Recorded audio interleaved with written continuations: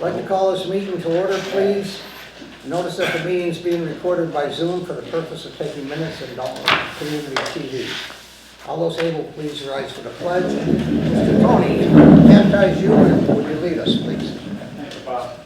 Pledge Allegiance to the flag of the United States of America, and to the republic for which it stands, one nation, under God, indivisible, with liberty and justice for all.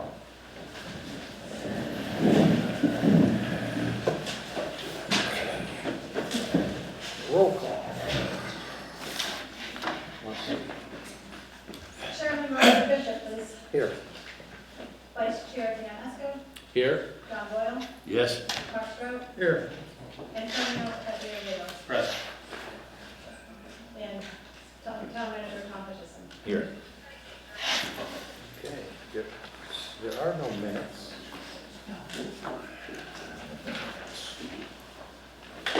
Okay, public address the board. This is a time when the public may address the board on any item listed on the meeting agenda or any issue or matter of the town. If you intend to comment on an item listed on the meeting agenda, please do so at this time. We will not be taking comments from the audience when the item comes up for the board discussion. The public address to the board segment will last no longer than 30 minutes. Each individual will be given up to 3 minutes. If you intend on addressing the board, we ask you to do the following. Please raise your hand to be recognized by the board chair. Please step up to the podium and speak into the microphone. Please identify yourself by name, address, or the company or institution you represent. Please address your comments to the board chair. Please make your comments concise and try not to repeat statements made by others. Discussion or debate on any issue may not take place at this time. The chair or the designee may answer questions on procedural matters. Is there anyone that wants to speak? Yes. Is the microphone working? Should be. Yeah.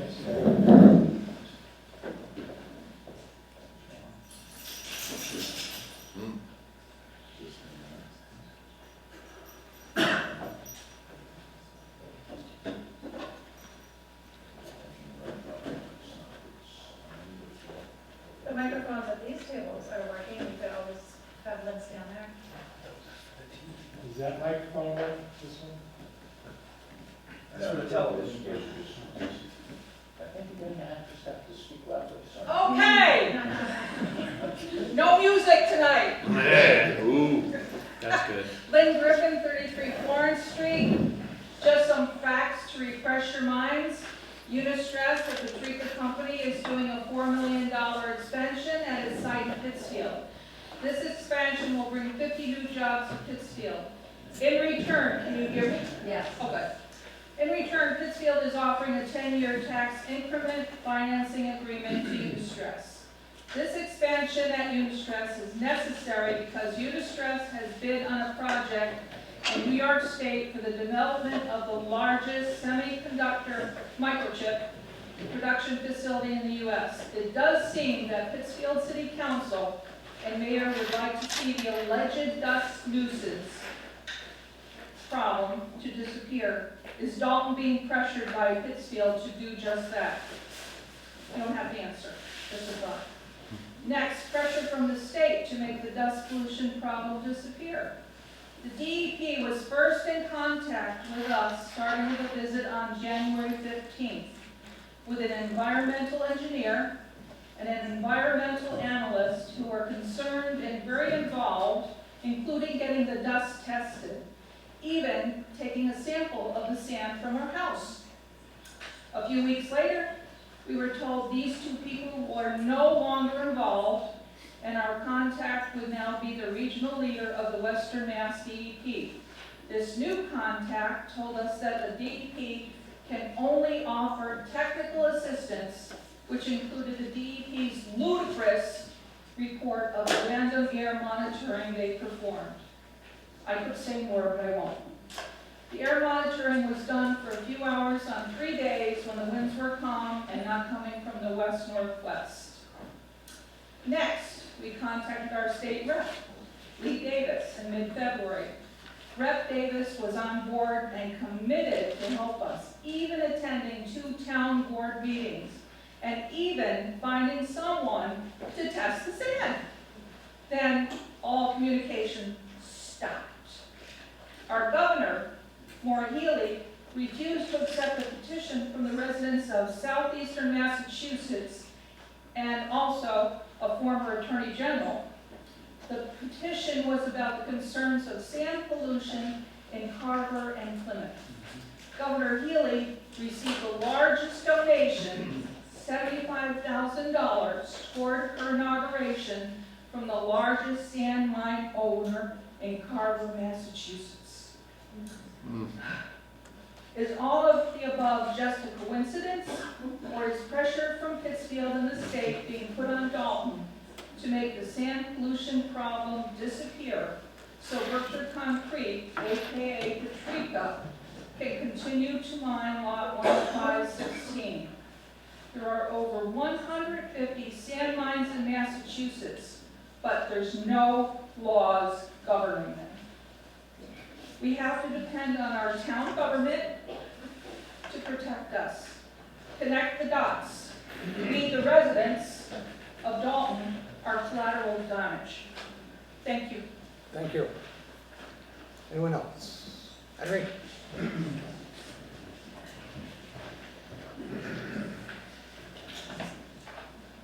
Speak loudly, Henry, doesn't work. Okay. Henry Rose, North Mountain Road. I have 3 comments. I understand that the special town meeting will be on June 9th. And I'd like to ask, does this provide enough time for the finance committee and for the town accountant to evaluate the budgets that are being presented, specifically the police budget? If it's rushed through, I'm concerned that it's not going to turn out the way optimally it should. So from what I'm hearing, that is not enough time to fully evaluate the budget. I'd like you to consider that. I'd like to point out that in these regular town meeting, that a majority of the people wanted a significant reduction in the police budget. This needs to be listened to, and any revision of the budget should be more than just a small revision. It should be listening to what the voters said at that time. In addition, I need to say this. At that town meeting, when the vote was private, there was a significant difference between the number of votes when people were raising their hands and when the vote was private. That means that people were afraid to vote. And I think that needs to be addressed, that people in the town are actually somewhat fearful of retaliation or whatever by the select board, by the police, and I think that needs to be looked at.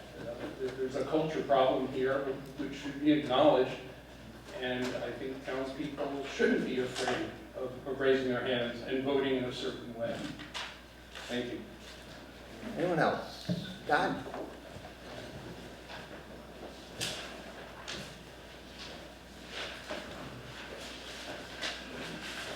I just want to hand you guys this. Tony already got one, can't give you one.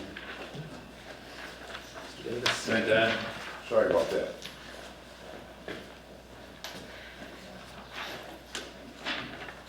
Don Davis, Berkshire Road. So what I just handed everybody is a town calendar that we have back here at the senior center. And I believe it was Monday, there was a, hey, let's vote. Tuesday, there was another vote in town. So to kind of address what Mr. Rose was saying there, you know, we have about 3,000, give or take, registered voters in the town of Dalton. We're at the town meeting, there was 140 people that maybe said turned up, or 250 at that meeting. The fire district, we had 1,000 at the election. Fire district had 100 people in it. Okay? So obviously there's a problem if we're going to be taking votes by putting cards up and whatever, but I don't think the general public is really aware of what's going on or have been to these type of voting platforms and didn't know about it. And I really think that anywhere you go, the number one thing is life safety. maybe highway in any town, any community, any city. So I think we got tremendous officers, tremendous fire, tremendous highway department here in the town of Dalton. I'm pretty proud of them all the departments. But to cut public safety and to dissect it out, when we talk about retaliation or whatever, how about it's the other way around? Maybe they don't like people and they're going after them. But to cut our firefighters, police department, highway department, any of that stuff over budget, I think is absolutely ludicrous. I think our school department's probably got the biggest chunk of the budget. We probably start at the biggest place first. So I'm not in favor of any public safety at all, including highway being cut. Thank you. Thank you. Anyone else? Bill? Thank you.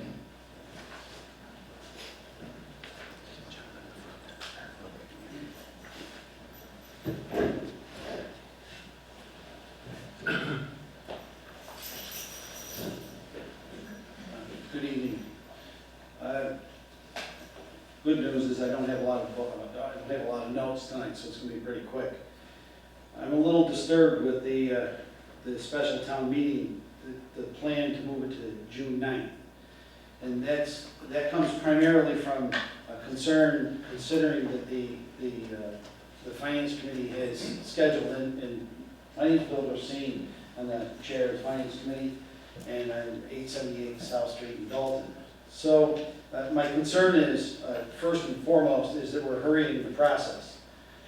By hurrying the process, it sets us up, we have an opportunity with this special town meeting to help lower the budget that we presently have, to help reduce it through vocational education, through the borrowings that we do, and also we've kind of gotten the beginning news of our health insurance being decreased. So with these pieces of information, if we hold this thing on June 9th, we're not going to have the ability to try to lower this thing down and get our arms wrapped around it. So I would advocate that we stick with the date, June 23rd, that was presently put out there by the Selectboard, and not do June 9th. That'll allow the Finance Committee to weigh in and be able to go along, and hopefully we'll all be on the same page when that time comes. Can I make one comment? Yes, sir. At the town meeting, you already had a number in your head, so how much more time do you need? When everyone was looking at me, it's making a decision. What do I do? The only thing I could think of is, well, let's make sure that the police department is indeed funded in some manner. So the base budget that we start out with each year is the number we had the previous year. And then our police chief provides us with a budget. And we look at the budget, and we look at a five-year history of what we can see for numbers when we look at this. So if we recommend a reduction, it's not just, oh, we want to jerk the police department around. That is not the case.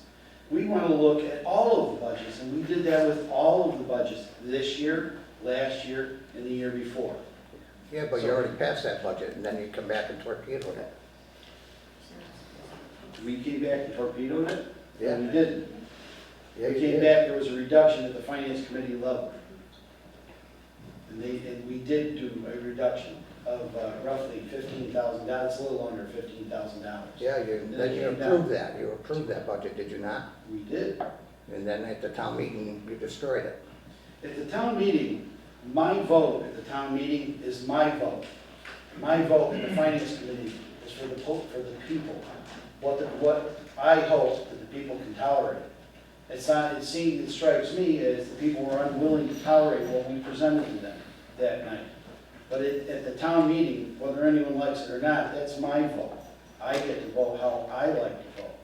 I advocated for $20,000 to be taken off the budget. But the rest of the committee didn't agree. June 9th is still 3 weeks away. We're going to talk about it. We're gonna talk We're going to talk about it in Well, the agenda. that's absolutely, and I just wanted to address that proposal only. Thank you. Thank you. Anyone else? Yes. Pete Person, 30 Warren Street, Dalton. Speaking about Berkshire Concrete and because Lynn said something very disturbing, and I read this at the Board of Health meeting as well, that we need to have evidence that the sand is coming from the pit. There is no way that we can physically tell that there is sand coming from that pit. We've been told numerous times that the most dangerous part of any particulate matter is what we cannot see. So how is it incumbent upon us to determine that sand is coming from that pit, from 105-16? 105-16, which was never legally permitted. That is not disputed by anyone. Okay? So I feel like we're being bullied in that regard, that the DEP is for whatever reason bullying us on that. Okay, Patrica's, they had a meeting, and I know that Ron was there, Dave Pugh was there, among others, and they insisted that it was nuisance only, that we shouldn't worry about it, that it's nuisance. Well, I'm sorry, even if it was merely nuisance, shouldn't we worry about it? I mean, if it's a nuisance, no one wants to deal with a nuisance, okay? But it's not just a nuisance, because sand on a job site, blowing matter, okay? I've said it over and over again, if I drill into a beam that they've manufactured and I don't have the proper equipment to recover that dust, I'm in violation of OSHA. So let's stop pretending that this is nothing, okay? The town citizens, the Dalton Clean Air Commission, we're getting really sick and tired of this, okay? And I hope that you're getting sick and tired of us and are willing to step up and do the right thing. Because you are the board. You are the ultimate authority in this town. Okay? So the term nuisance can't just be thrown out there just because Perry Patrica says it or it fits somebody's narrative that, oh yeah, it's a nuisance. Okay? It very well could be a health hazard. Okay? And in regards to that migrating particulate matter, again, it's what we can't see that's most dangerous. So why is it incumbent upon us to prove it? Okay? We wanted sand from that mine to compare to what was recovered from the Griffin's yard, and now all of a sudden it can't be done. There's something about the chain of custody, blah, blah, blah, blah, blah, blah, blah, blah, blah. So it really feels like we're just getting steamrolled. Okay? That Goliath over there is steamrolling all of us. Okay? And again, for a permit, for a lot that was not permitted, during that meeting, they told, they did a lot of, let's say, abatement. I don't want to call it remediation because, as far as I know, they don't have an engineered print for that, which is supposed to happen before anything else starts. So they put the cart ahead of the horse, but why wouldn't they? Because they've done it for years. Okay, so nothing was done, or backing up real quick, nothing was done with one section of that, and they were questioned. They said, why haven't you done anything over there? Well, that's where we're going next. Really? That's the presumption that they're going to get a permit for another lot right next to the one that they have when they never got a permit for where they were to begin with is just, it's mind-boggling to me. It's like there's already been a deal cut. I hope that that's not the case, but it sure feels that way listening to that. So, Perry Patrica also said, when it was mentioned that they wanted to have monitoring on his borders. Now again, it's up to us to prove that the dust is leaving their site. Perry was very, very reluctant. Oh, we don't want to put up monitors on the edge of our property. Well, wouldn't that kind of tell us that it was leaving your property if the monitors were there? Wouldn't it tell us that it was leaving? But he's reluctant to do that. So the violator is driving this whole thing as far as I can see. Okay? It doesn't seem logical to me, but he doesn't want to put them up. So what, are we supposed to go out and buy sophisticated equipment? You know, something that National Geographic would use to prove all these things? I mean, we're the citizens of Dalton, the tax-paying citizens of Dalton. Okay? And if our property values drop because of this, it affects everybody in this town. And I don't know how many meetings I've been to now. It's got to be at least our third go-around with you guys. It's extremely frustrating. Because this isn't the purview for this isn't the purview for that. Somebody needs to step it up and say, damn it, I don't care if we get every single board, if we mandate every board that has to come here for one meeting to deal with this, or however many it takes to get this done. None of you would put up with it if it was you. You would be at least as mad as any of us. Okay, so one of the last statements that they made, okay, that the DEP made, when they were either on when they were either on Deming Street Extension or Deming Street, was, well, there was a lot of wood smoke one of the days that we took this, when we took our samples in. We really feel that the wood smoke influenced this high reading of particulate matter. Really, when has a feeling become scientific evidence? You can't go by your feeling, you have to go by scientific evidence. And my feeling is that this whole thing's getting railroaded because big money is on the other side. And if that's the case, then I say shame on the town of Dalton. Good job. Richard? Can I approach? Yeah, absolutely.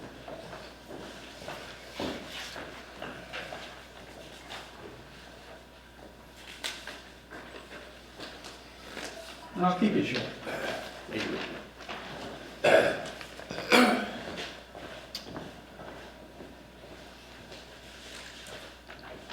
Richard Hall, 164 Green Ridge Drive. The first part, and I'll read it for the audience, was from the lawyer's letter on the 5th of May. Number 4, dust noise control beam. We will construct a 20-foot high earth berm, approximately 250 feet long. This berm will include a 6-foot fence with mesh screen to help, and this is the important part, reduce the spread of dust and noise beyond the site. So as someone else just pointed out, the neighbours are asked to prove that it's leaving the site. Their lawyer is saying it is leaving the site. Okay? The pictures below were taken from a drone on the 15th of May. They've covered half the site, but they've left the other half of the site uncovered. And they say, well, that's because we're going to keep on going once we get a new permit. That wasn't the requirement. The requirement was to stop the dust from leaving the site. As far as I'm concerned, that's not doing what they said were told to do. Okay? And then lastly, well, actually I'm going to leave, there was put in Board of Health, Massachusetts General Law, Section 31C, that they can be fined between $1,000 and $5,000 a day if they violate that particular order, which I think they clearly have.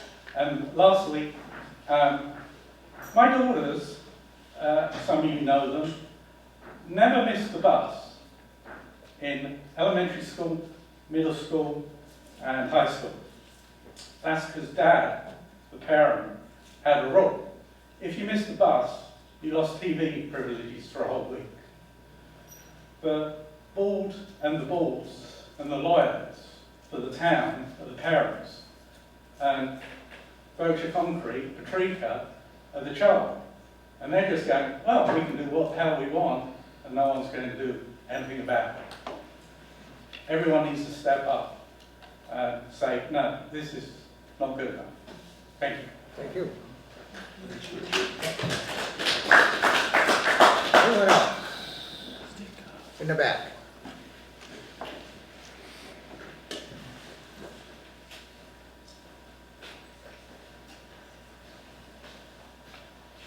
Dave Pugh, 140 River Drive. I want to first start with just thanking you, this board, for your continued support of the Dalton Clean Air Coalition as we work to resolve the issues at Patrica's Berkshire concrete site. I wanted to congratulate Tony to becoming the select board member and Mark Strout for his re-election. I'm glad he's here. I want to publicly thank Robert Collins for supporting the DCAC with our request for clean and healthy air in our neighborhoods. Robert, you've been a tireless advocate for us, and I hope you continue to work, no matter what your position is within this community. And we thank you for always being responsive in answering and acting on our concerns. Thank you. We ask this board to stay abreast of the ongoing situation at Patrica's Berkshire concrete site and remain in communication with the planning board and Board of Health.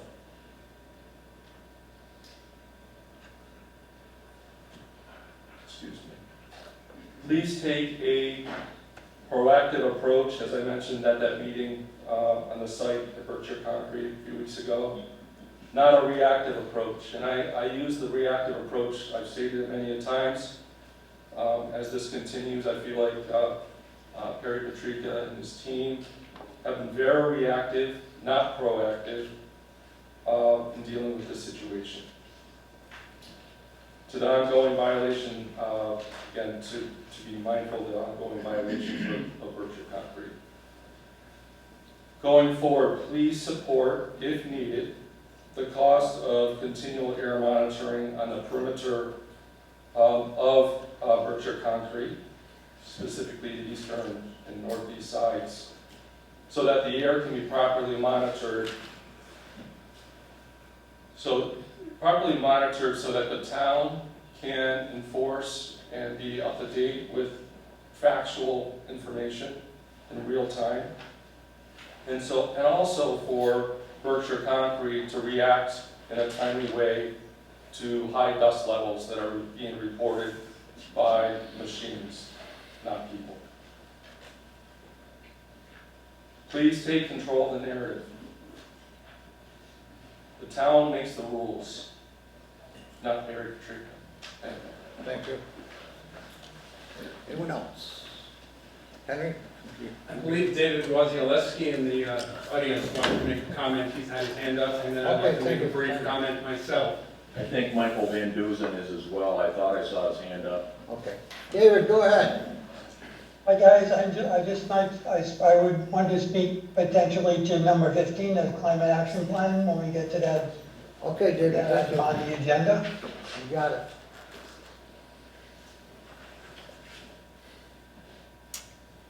Anyone else?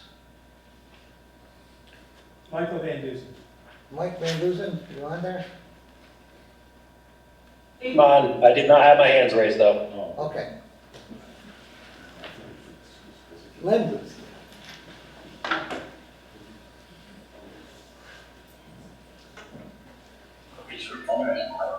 God knows I'm loud enough.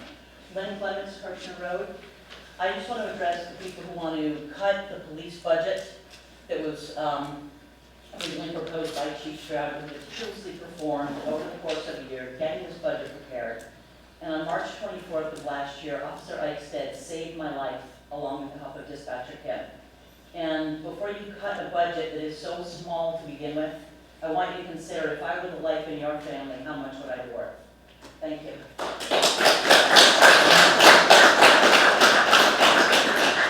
Anyone else? Henry? You already have to be brief, please. I'd just like to make an observation. During the citizen comment period, the board is allowed to interrupt and question the citizen making a comment, but it's not the other way around during the body of the meeting. Why should that be? What? Anyone else? Ron? Go ahead. Ron Griffin, 33 Florissant. I'm not gonna talk about Berkshire Concrete, which you might find rather unusual. But I think there's another topic here that requires similar consideration, if not more, and that's our protection. The police department in this community is no different than the police department in any community. They're here to protect the citizens. We have to listen to the people who have that responsibility and understand what their requirements are to ensure that we do what's necessary to support them so that they can protect the life of each one of us, all of the children in this community, from any harm whatsoever. And I think they've done a great job. So for us to begin to question that, we have to question the budget, given the people who are here, again, to have a responsibility. I think they do a pretty good job of watching the money. That's good. More important to me is watch out for our health and safety. That's what I expect from the police, fire department, and the people in this community that have that responsibility. Your responsibility is to ensure that they can do their job. Thank you. Don, one more. Now we got to move on. Just gonna follow up with that, one more thing, I just want to, 3,000 voters, 1,000 at the town election, 100 at the fire department. In the paper a couple weeks ago, Adams lost their canine dog because they didn't have a cruiser and they didn't have funding. And then through the chair, through the chief, when was the last time raises were around? This is a new contract year. So Okay, how many years previous was last? contracts go for 3 years. So every 3 years? So every year is a contractual raise. So if we look back at the last 5 years, we're looking back at, 3, but every year they go up, if you get a new contract, not only do we worry about the health insurance, everything goes up. And we're only as good as the tools that we have. I want to reiterate, I think we have a tremendous force, and to cut that is crazy. And when at most you have 30% of the voters that turned out at the election, there was only 250 at the town meeting. It doesn't even compare. Thank you guys. This is the right time. I do believe there's 5,000 registered voters in town. Yeah, 5,000. Yeah, 5,000. Read the town report. Okay, anyone else? All right, we're gonna get meeting. Okay. Okay, number 6, Select Board reorganization. Mr. Chairman, I make a motion to appoint John Boyle as the vice chair. Second. Okay, a motion's been made and seconded. Is there any further discussion? All those in favor? Aye. Opposed? Mr. Chairman, I make a motion we appoint Robert Bishop as the chair. Second. All right, a motion's been made and seconded. Is there any further discussion? All those in favor? Aye. Opposed? Okay. Dan, you want to sit? Yeah, sure. I'm not too sure about this. There you go, buddy. Use the nameplates too. Yeah, we will. No. There you go, sir. Different view over here. Let's go. Okay.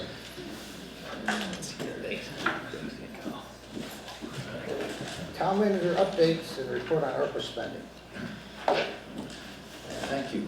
Since most of my time over the past 2 weeks has been spent on the annual and now the proposed special town meeting, I have relatively little other news to report, but I promulgated the dust mitigation review invitation for bids, which is due May 28th. There is a tight timeline proposed in order to get a review in time for the planning board's June 18th meeting. I plan to check in with the bidders this week to see whether they intend to submit bids. If all of them are not, and it's due to the timing, I'll extend the bidding period so that the planning board will have it for their July 16th meeting. We have completed our audit of fiscal year 2024, usually an off year, but due to our ARPA spending, we exceeded the $750,000 federal funds limit, and were required to have both the federal audit and the local audit that it's based on. Kudos to the town accountant for pulling it all together. The Orchard Road project seems to be progressing smoothly. I've been fielding correspondence and calls, and there has been no negative comment on the work being done, at least so far. The road is currently being graded and got its binder layer recently,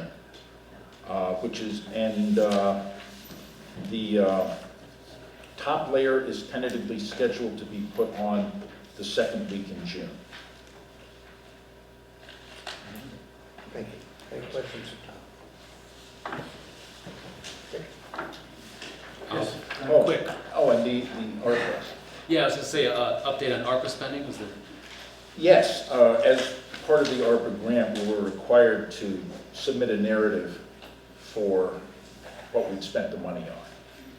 And what you have is an edited version of that where I put the expenses for 3 categories in order of descending expense. So the most expensive item is at the top and the least expensive item in that category is at the bottom.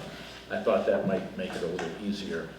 The highlights are that most of the funds were used for infrastructure, totaling about just under 1.4 million out of the 1.995 that we started with. Then we used a lot of money for departmental equipment replacement, and that totaled almost $432,000. So between those two, that's over 1.7 million of the 1.9 million were spent on infrastructure, which included a lot of paving, and on departmental equipment. So that's mostly what ARPA was used for. Then there was a little bit left for, I don't think I gave it quite enough of an addition there. There were other expenses as well. Yeah, and I'm sorry, the total is not correct there, obviously. So I don't know the total of the other expenses offhand, but the figure there is not correct. For the third paragraph? I'm sorry? For the third paragraph? For the third category of other expenses, sort of miscellaneous. But the grand total is correct at the bottom? Yeah, so out of the 1.950 million dollars we spent, we committed rather, all but 93 cents of that. We still have to spend down the things that haven't been completed yet. And we will end up with some money that that didn't fit into what we had. Things came in under budget, as they did back in December, that sort of thing. But we did at least commit all but just under $1 of the money, so we have another year and a half to spend the rest of what we haven't spent yet. Okay. And once this total's updated for the third category, will you post it on the town website maybe, or certainly Yes. it would go in maybe next year's annual report? I Yes, think, exactly. but, Yeah. just so folks can see how that money was spent in one summary. And I'll include it in the report that I put on the website for my regular updates. Excellent.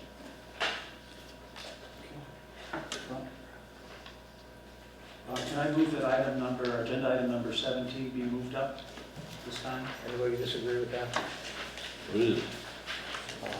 Future agenda items? Nobody objecting? I'm asking that because we have an audience here, the maximum audience. I prefer to speak now rather than later. Okay, go ahead. Do we have to motion that? Yeah, no, no need. Okay, no objection.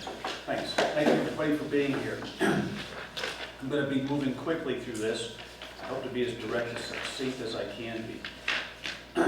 When I ran, and I know most of you heard this from all of us here, but the number one priority to me is the Berkshire Concrete Corporation issue. That's the number one priority facing Dalton, especially in light of the summer coming on and the dry air and the winds, etc. I want to preface my remarks by saying that several weeks ago, I met with the Pews. I've attended meetings at the Selectboard and Planning Board. I've walked the property twice, once on a 2-hour tour completely around. I lived on High Street and I could see the difference from some 15 years ago to what's currently happened today. I've met with our zoning officer and our town planner and asked them for information and insight.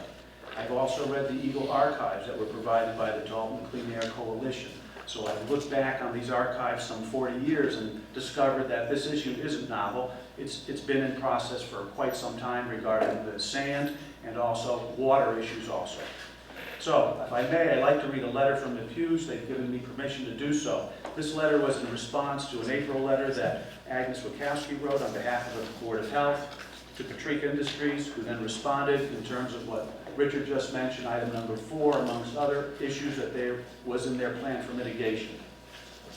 So the Pews returned their response to Mr. Egan, the attorney representing Patrick Corporation. We are writing to you as founding members of the Dalton Clean Air Coalition. The group was formed to address the ongoing sand pollution in our town. At the Board of Health meeting last evening, a letter from your office was read. The letter informed the town that mitigation on lot 105-16 was complete according to the plan you submitted in a letter dated May 2nd, 2025. We do not agree with that statement. Although Berkshire Concrete was told to have a full mitigation plan submitted by April 25th, the town has yet to receive a plan that is stamped and signed by an engineering firm producing the plan. Once a plan is received, it will need to be approved by an independent third party and the town. The incomplete plans have not been submitted thus far and have also not been formally approved by the town. The site work outlined in the plan you submitted on May 2, 2025 has not been completed. Numbers 3 and 4 of the plan are not finished. There has not been mitigation on the western half of the site. The open areas still need to be loomed and hydroseeded, and no fencing has been installed. It also stated in your May 2 letter that, quote, these measures are intended to reduce airborne air, dust, and reclaim and restore unused or disturbed areas.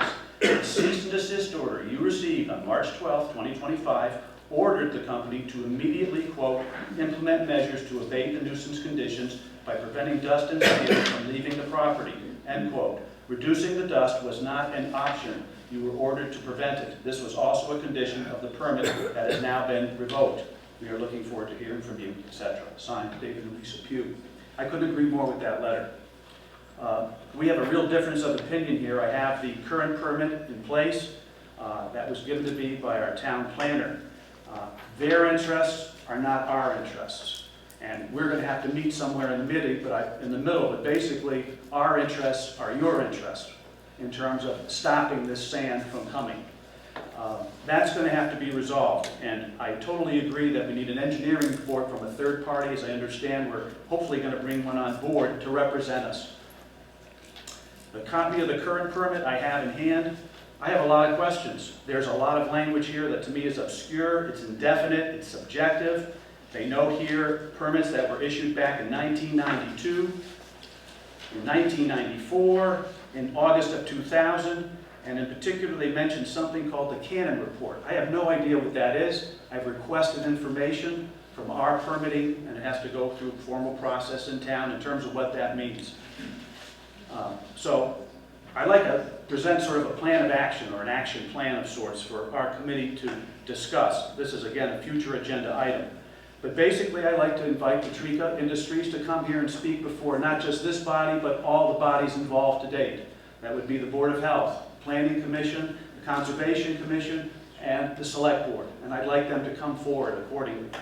Second, I'd like our town attorney to review the current permit. If I have questions, I know our board has questions, and you have questions, I'd like him to review that current permit and see what that language is.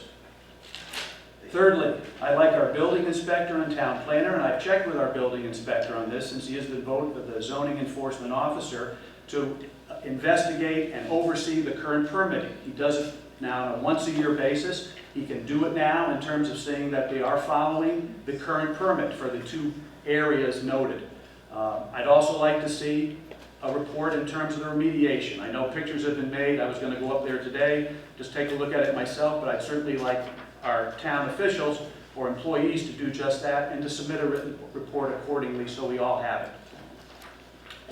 Number 4, I'd like to see an ad hoc committee, as I suggested earlier. That ad hoc committee would consist of liaison from the Selectboard, the Board of Health, the Planning Board, and the Conservation Commission. That ad hoc committee is not subject to the open meeting laws. We can meet informally, we can collaborate, coordinate our efforts, so literally we're on the same page, report back to our respective boards, and that of course will be subject to the open meeting law.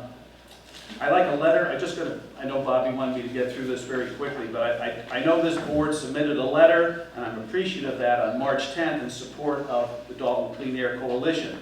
However, I would like us to review another letter, and I'd like to read that ever so briefly. This is to aver that the Select Board of Dalton stands with the Dalton Clean Air Coalition and affected Dalton residents in regard to the resolution of their ongoing concerns and complaints relating to the regular and sustained disturbance from mining operations of Berkshire sand and gravel in the town of Dalton.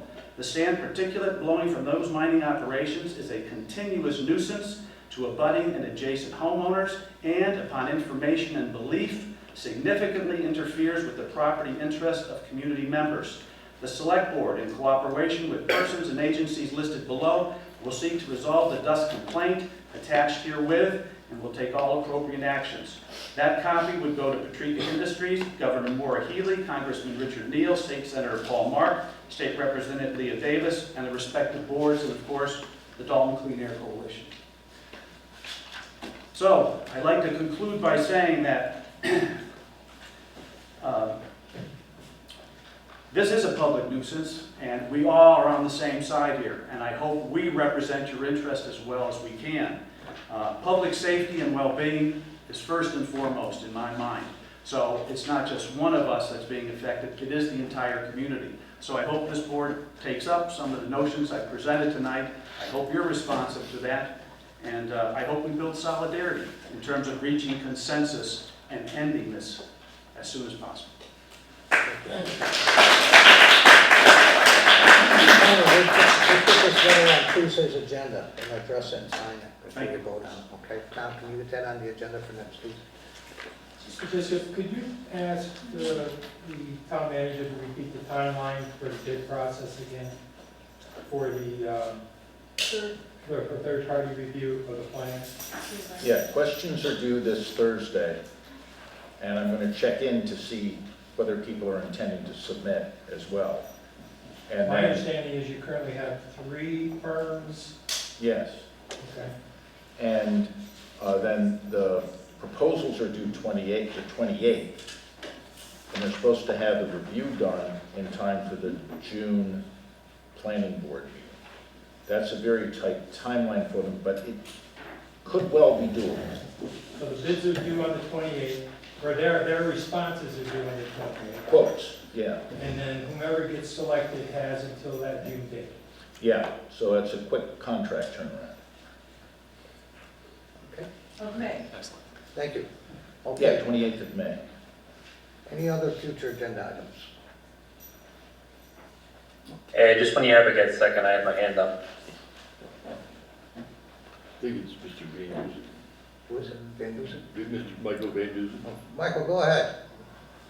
Yeah, sorry about that. I just wanted to get in. I just wanted to say thank you, Tony, for those letters. That was very motivating. That's made me want to speak to you on this, and because I've said it before, and I'll mention it again. Is okay. So we are out almost a month now from the date that they were supposed to have a plan of remediation before the board, and that has not happened. Correct? No. So, Well, they have a informal, unstamped plan that they are constructing changes, based on which they're constructing some changes. Yeah, I think we're off the agenda. Yeah, we're off the agenda, so. Yeah. okay, just quickly, and not to derail this too far, it's just I will remind you that the town is obligated to enforce these things. We hear you. Okay, thank you. Can I ask Tony a quick question? You mentioned, just a real quick, This is it, yes, go ahead. you mentioned having the town council look at the contract. Have they not looked at that contract already? It's a permit. It's a permit. Okay, the permit. Yes. Three to 4 page permit. Oh, I thought you said contract. No. Okay. What permit is that? Is that the permit for the total operation? No. You're asking to review, or just the one for the subsection? No, this is a permit, and I apologize for not sending this to everyone. I will. Yeah, we would Basically- like that information. Yeah, it's a 4 or 5 page permit indicating permits from years before, dating back to 1992, signed off by the planning board. Yeah, so but it's for permits for the total operation of that piece of land over there, not for a particular It's a subsection. special permit that's issued by the planning board. Every year. On an annual basis. That's right, not the non-permitted. Yes. Okay. They have to apply for it at a public hearing every year. Yes. Okay, and the next one, again, we've mentioned this before, comes up for renewal in November. Am I correct, Dan?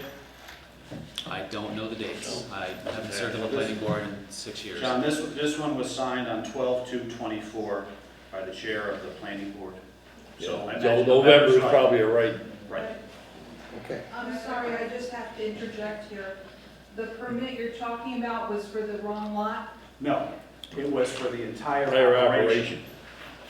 Oh, okay, And that comes up for renewal, we believe, okay. as So I this mentioned is a before, special in permit, November. this is a permit, The entire operation. okay. Okay, Tony, can you get us copies of Yes, everything? yes, I will, I sure will. Okay. All right, moving on. Appointments. Mr. Hutchinson. Yes, I'm happy to say that we have been successful in finding a recording secretary. Is Colleen here tonight? Yeah, hi. If you could just come up and say hello to the select board and a word or two about yourself and your interest in the position, that would be great. Yeah, you can probably stand there. Yeah. I'm Colleen. Hi, Golly. Yeah, the microphone isn't working, so Okay, you have that's to. okay. Can everyone hear me? Okay. I don't have a lot to say. I am interested to find out what's going on in Dalton and serve as the recording secretary.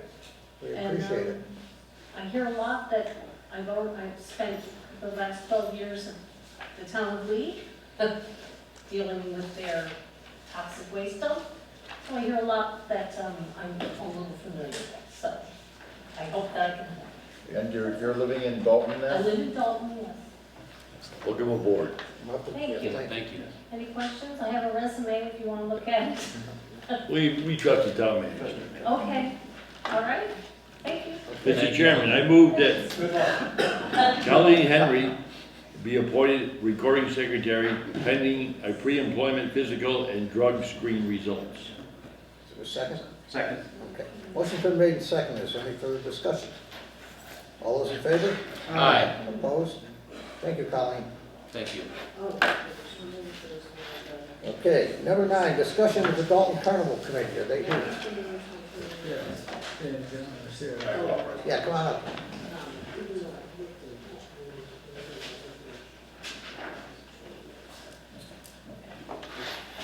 Brendan Romaine, 411 High Street. On behalf of the Dalton Fair Association, which is the fire department, the benefit association, and CRA, we'd like to ask for your approval tonight for hosting the 50th annual Dalton Carnival. We follow all the right permitting process, working with Agnes, using the fireworks through the fire department, and then also do all of the licensing that's required for that. I actually just went and got myself certified for serve-safe food handling. So, I'd also like to take the opportunity to thank the fire department and police station for 50 years of supporting the carnival. So, thank you very much. And then also just recognize it's a great fundraiser for many organizations in town. You know, from every booster club and every organization there on the Dalton side, it all stays in town. So we really like your appreciation and your support tonight for that event. And it's June 4th through the 8th. Correct. We went back 5 days. Usually it's been 4 the last couple of years. And we've brought it back to Wednesday through Sunday. Same hours as normal. So, Thank you for doing that, it's great for the town, it really is. What time does it shut down on Sunday? 6 o'clock. 6. Yeah. Thank you. Any questions? Thank you so much. Thank you. You don't need no action, right? Because we're gonna do it next. Okay, number 10, we need to open as a licensing board. Mr. Chairman, I move that we open as the licensing board. Second. Okay, motion's been made second, any further discussion? All those in favor? Aye. Opposed? Okay, Mr. Hutchinson. Would you like to cover this? The entertainment license application for the Dalton Fair? Sure. So you should have a copy of the entertainment license application filed by Canelli Amusements regarding the Dalton Carnival, June 4th through June 8th. It has been approved by Chief Stroke, the fire chief, the building commissioner, and the board of health. Okay. Motion to Yep. accept. Mr. Chairman, I move that we approve the license application for Finale Carnival Amusements. Yeah. Second. Okay, so motion's been made second, is there any further discussion? All those in favor? Aye. Opposed? Okay, we need to vote to close Yeah, as a license board? Mr. Chairman, I move that we close our current business as the licensing board and reopen as the sewer commissioners. Okay, motion's been made second, any further discussion? All those in favor? Aye. Okay, we're opening as the sewer commissioners. I have a memo from the collector regarding three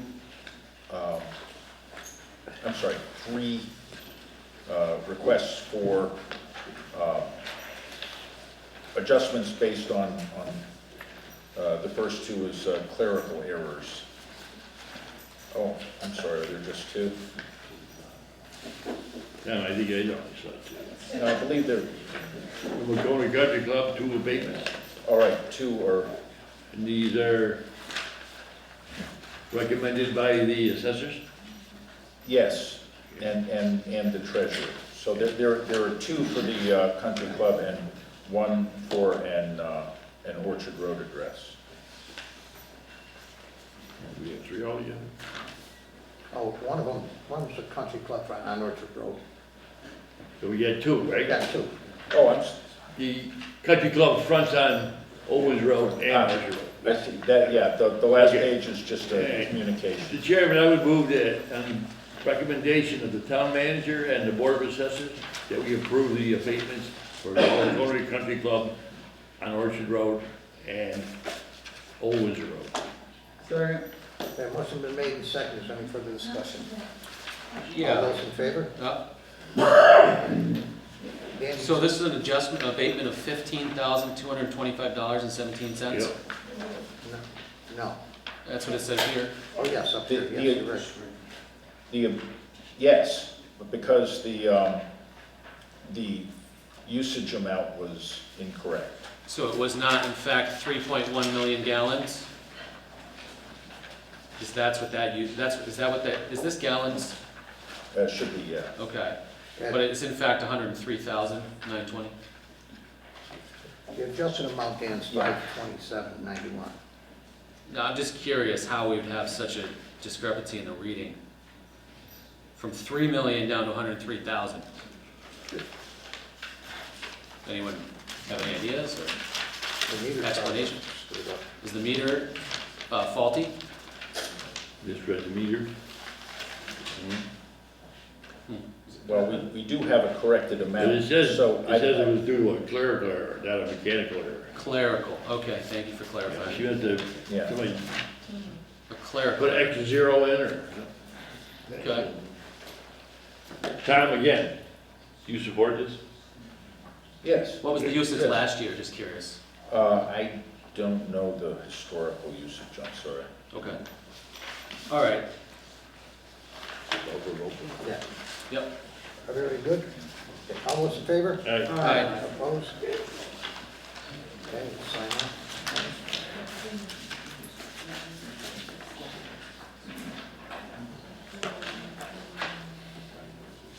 Oh, yeah. Will we adjourn as sewer commissioners? Okay, is there a second? Second. Okay, motion been made and seconded. Is there any further discussion? All those in favor? Aye. Opposed? Okay. Okay. Town Manager Screening Committee update and discussion regarding matters pertaining to interim town manager. Yeah.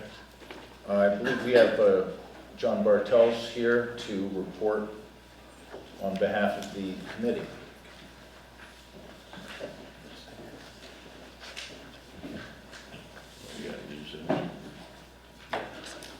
Good evening. Thank you for having me. Everyone can hear me? I am John Bartels, 37 Sleepy Hollow Drive. I'm currently a co-chair of the Town Manager Screening Committee along with Lori Martinelli, who's in the back row. I saw Malia here, who is one of our committee members. I don't have a lot to report. We've met twice. Our first meeting was to organize the group, which is when we decided who was going to be chair, and also a plan of how to go through the resumes that we had. And basically that was the first meeting. We have received so far about a dozen resumes, applications for the position. The last meeting that we had, we went through those resumes and ranked them as for those that we won't be considering and those that we will, and probably have the Zoom interviews to figure out which ones we're going to continue on to review and maybe eventually pass them on to the select board, because we have to, our goal was to, or is to, get down to 3 candidates. But at this time, we're kind of at a standstill because I guess we're going to, or the town's going to hire a firm to recruit more applicants.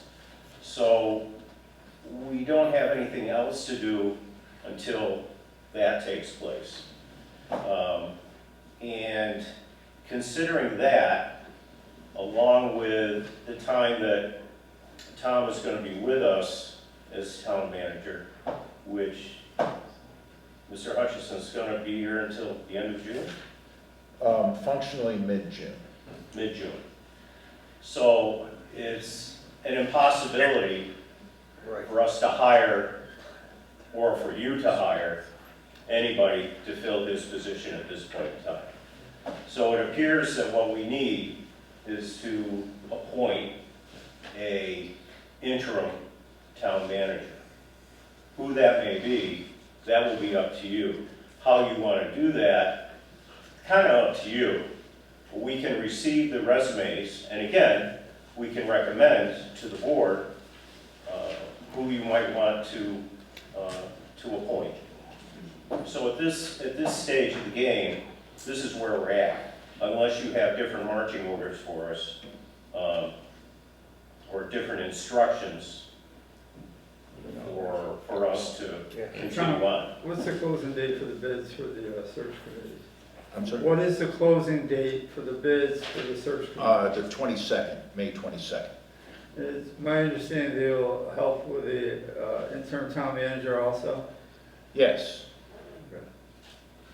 Tom, as suggested by the committee and Mr. Bartels, obviously at this point we realize that we probably will need a interim town manager.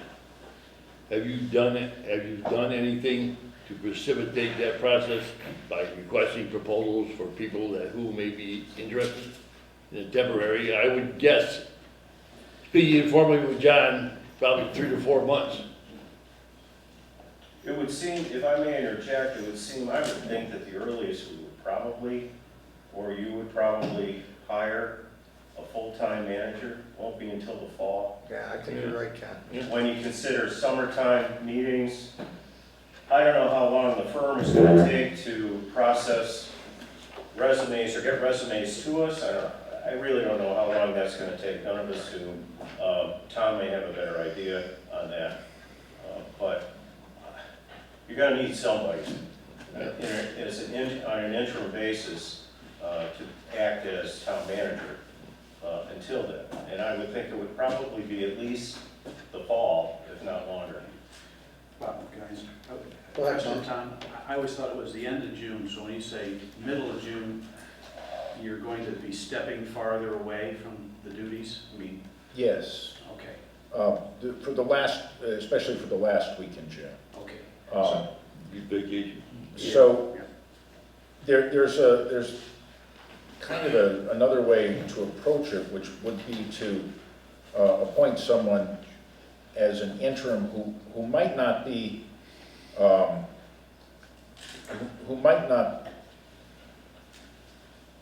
somebody who would be interested in continuing through October, but who nonetheless would be able to fulfill the position in the interim. You mean just appoint somebody out of hand and not solicit applications or letters of interest?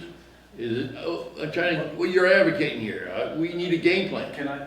Go ahead, answer that? And I'm not telling tales out of class, as I've talked to John, I've talked to other people, I've talked to Tom, but I know this is another hot button issue, so to speak.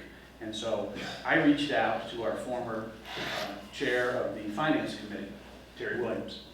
And Terry spends 6 months here and 6 months in Austin, and he's here. He's just returned, he'll be here. I mean, not here now, tonight, but he's returned to Dalton. I know he's talked to Tom, hopefully talked with you, John. No, he has not. He has not, with Tom, I believe. So I'd certainly like to see Terry step in, and I say this because he knows our town. He was the chair of the Finance Committee. When he was chair, he worked for the Department of Revenue as a circuit rider, I called it, going around checking the books that towns in western Massachusetts were following procedure and protocol. He knows people in the town hall. He knows our town accountant. If there's any logical fit, he would be the fit. Now, I don't know if we wish to go out and publicize that, but he's in the ready, and he's one of us, so to speak. And he's willing to step in, to my knowledge, and fill the breach. If I may, we have received, in fact, just today, we received an interest application resume for the position of interim. Mr. Hutchison is going to be here until, you said mid-June? About another 3 weeks? Yeah. Is that what we're looking at? 3 weeks into June. Okay. Yeah, so another 5. And if you can solicit somehow, either through the website, whatever way you want to, I'll put it out there that we're looking for an interim. And if you give a deadline for applications to consider and appoint, up to a point where there's about a week or so left for Tom being here so that he can introduce that person to the job and what they're going to have to do over the next few months. I don't know if that's enough time or not, Tom, for you to brief a person, but it might be wise to at least open it up for a short period of time, and that way, let other people who may have an interest submit their names. How about if we do this, like John suggests, put it out onto the website and see if there's anybody else interested. Have that committee research and give the recommendation to us by June, how about June 11th? That would give us, That's pretty tight, isn't it? We don't have a meeting date set, but obviously we can. And if you want a name by June 11th, I'm sure we can do something. Yeah, well, Go ahead, Tom. The position was advertised as an interim or permanent Okay. Town Manager, on the MMA website, a couple of months ago, that's how we got some of the resumes that we have gotten. And we continue to get some. I agree with the chairman. I mean, in all fairness, we have an obligation to advertise this position. Because It has been advertised for months. Okay. Then we can set a deadline, well, specifically, maybe we can specify only for the interim manager position, we would get more applicants just for that position. Specifically for interim? Yes. rather than both?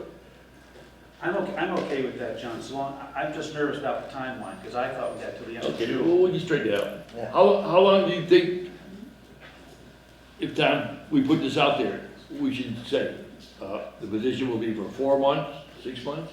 Up to 4 months. Up to 4 months, Yeah. subject to renewal? Yeah.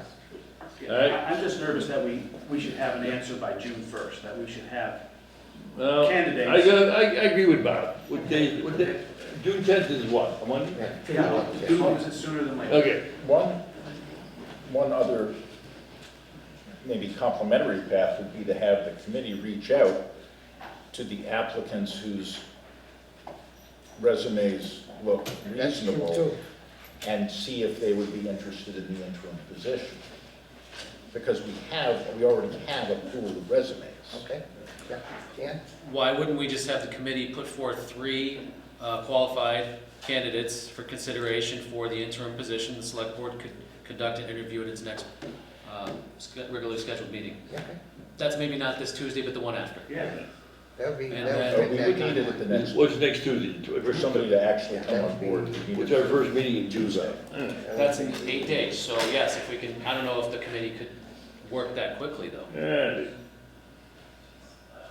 Okay, find out what day our We've select board meeting. we've already looked at, as I said, about a dozen resumes. If you want us to submit to you, well, we have to reach out to these individuals to see if they're even interested in the interim position. And then you publicly interview the applicants, because we're doing this all in executive session according to Yeah, I just, law. honestly, I'd be good with whoever you ask us to. You know. You want us to pick? If you- Yeah, I'm good with that too, because that'll facilitate the process. One of the things that we had in the original ad was that the interim would be eligible to apply for the permanent position. Okay, So that would also get perhaps a larger pool of people. okay. They wouldn't have to, but they would be eligible to. Okay. I think we're all in agreement. What would be the cutoff date? Will you suggest, Bob? I suggested June 11th, but we can move it. It's not like it's done. That's what, a Tuesday? It's a Wednesday. And Tom, when's your last day? I'm still focused on that. I mean, more or less, The 18th, the 18th. the day before Juneteenth, which Yeah, that's- ends the week. If the timing doesn't work out, it doesn't work out. It's our own fault if it doesn't work out. Yeah, I'm with the chairman. I Let's agree. hire the right person. Not try to fit it into this forced timeline, in my opinion, but, you know, I'll certainly entertain suggestions and motions. If somebody wants to make a motion on something, certainly entertain it, but I'll make a motion. I move that we adopt the process that the board is currently discussing in the solution and set a cutoff date of June 11th. You have a second? That will not give enough time for someone to be in place. All right, we want to move it up, You move it back? move it back to June, let's do it for the first Monday in June. That would be We have to do June the pre-employment 3rd. physical. We have to make that appointment. They have to go to it. We have to get the results Mr. back. That Bartels. takes at least a week. would the committee be able to meet and do this kind of work within an 8-day period between now and the next select board meeting? Meet on Thursday. That's an aggressive schedule. We have been meeting on Thursdays. If I can get the group together, I'll speak with Lori before we leave this evening. and see if we can't get the group together to meet this Thursday. I just want to be sure, you want us to make, if this person says, yes, I want to, Yeah. be an interim, because they have other jobs too, so, that may be difficult as well, to do it that quick. We'd say we would interview But them you want us at the to next make meeting. that decision. 3 candidates that we interview. 3 candidates to you. Right. By June. Not the next select board meeting, because that's next Tuesday. Yeah. It's on, How about by June 5th? That's a Thursday. June what? June 5th, would that be okay? 5th? That's when we're deciding, Bob? Of course. That's That's the, when we get, when they have to give it. Then we have to meet to decide who to select, so that, We can have a special meeting We too. can always put a special, can we do it jointly? no, I don't think that would No? work very well. I don't see why we can't, what do you mean, have during a select board meeting, have our committee here too? Yeah, I'm just concerned with the time, that, I thought we had till the end of June, we don't. We don't. So it's gotta be rushed for an interim, in my mind, the sooner the better. Tony, everybody suggested a certain candidate that's ready to step in because of his knowledge of the situation. Well, we don't have anything in writing. No, from this I know, board. but I'm just pointing that out, that is a candidate No, that's but ready it's to go. solicited, I understand, John, it has to be solicited, but I want to be honest in terms of, What date would you suggest? I'd like to see us by the next select board meeting have candidates. That's next Tuesday. No, that's next That's Tuesday. Tuesday. Yeah. I mean, I'd like to, if John, between now and next Tuesday, you can say, would you consider coming on as interim? Is that unreasonable? I don't think it gives much time. Unreasonable, okay. It's pretty all right. short. It's pretty quick. Yeah. How about we give them, We haven't spoken to any of these individuals. When would you Here's say my you feel proposal. comfortable recommending to us then? it's 2 weeks enough time? We'll have to meet this Thursday, period.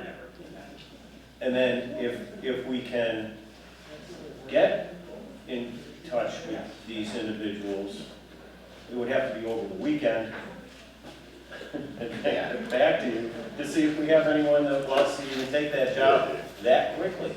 Let's do 2 weeks and we'll just have another select board meeting on Monday, June 2nd, specifically for this matter, for interviews. I'm okay with beginning. Does that sound fair? You have then there's 2 weeks. Okay, June For the 2nd. committee, yeah. So you want it for the agenda for June 2nd, 3 candidates. Yeah, If you get, Gotcha. if you only get 2, we'll do 2. yeah, I like that. All right. So- And if We'll there's do not, our best. We'll if do there's our not best. 3 that come forward, We then got 2's fine. one candidate already in writing, Good. so, I think the we'll key see if thing we, is gonna be, if Mr. Williams isn't here tonight, see Gary. No, he's not. If he's watching, maybe he can get us something. Yeah. And then we'll see what we can get for other people and submit those names to you immediately or as soon as we can, and hopefully we'll have a meeting on Thursday. Okay. Excellent. I think one of the key factors in your choices is gonna be how soon is someone that you recommend available? Right. And one of the candidates obviously is available. Yeah. I think we all know what we're I talking think 2 of the candidates would be available, again, if Mr. Williams gets us a resume. Yep. Or Okay. a letter of intent. I'm gonna amend my own motion to what date, Jan? June 2nd. To June 2nd. Okay, second? Anybody second that? Second. Okay. Motion's been made second. Is there any further comments or concerns? All those in favor? Aye. Opposed? Okay, thank Thank you, you. John. Thank you Thank for you. everything you're doing. Thank you. Appreciate it. Okay. Just one little detail about this, actually 2 details. June 2nd is not a regular select board meeting night. We're gonna have a special one. This will be a special select board meeting. Yeah. Same time, same place. Well, because- Unless something changes by then with executive session. Yeah. Yeah, okay. 2 weeks tonight. Okay. Now, I just want to add one little thing to this process. In talking with the town manager, he tells me that the board had suggested that we set a salary range in the job description of town, refresh my memory. what was already voted was 120 to 135. And I don't recall voting that, I just recall it being debated, but I I talked heard to it the was board an and, agreement. did we vote that, Bob? Mark? I don't remember that. No, I don't either. I think it was talked about, and then somebody else said, I think it was Dan, said that actually we may have to increase the salary range due to the marketplace today for town managers. And that was the last we ever talked about it. We never voted anything, as far as I'm concerned. I don't know. All right, let's look back at the minutes and see what we got, and if not, we'll put on the future agenda items and get it taken care of. Yeah. All right? We can put it on for next week. Okay. Lori, do you have any way of tracking that down? Yeah, we can look for previous meetings. Yeah, okay. I know there was a discussion about it, but I don't think we actually put forward a proposal. And Tom, would you, are inclined to propose 120 to? 135. 120 to 135. The budget for next year is 134 and change. Okay. All right. Moving on, item 13, proposed police budget discussion. Chief, you are on.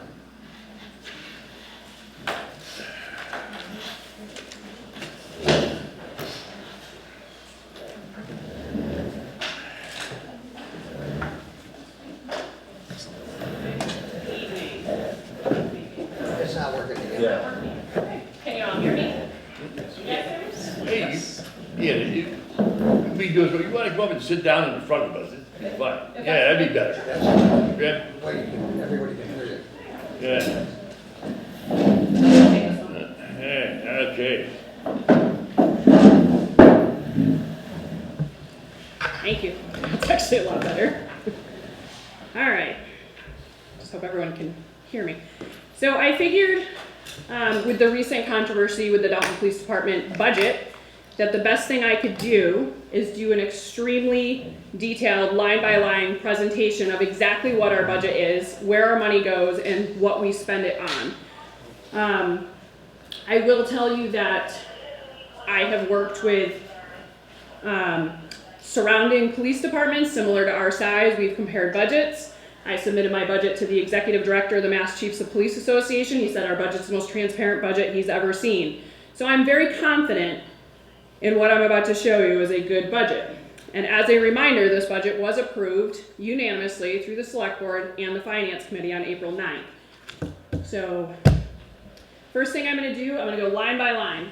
Would you guys like a copy of the budget? I have copies for you, if you wanna go line by line. Nice. Yeah. An extra? Vanna White in here.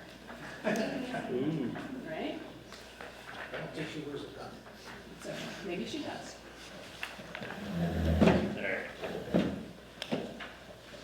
All right, so as you know, the budget is broken into two categories. It's a salary category and it's an expense category. So the salary, first up, is the chief of police salary. Okay, so those are the numbers. It's based on a 3.7, it's a 2% COLA and a 1.75% step increase.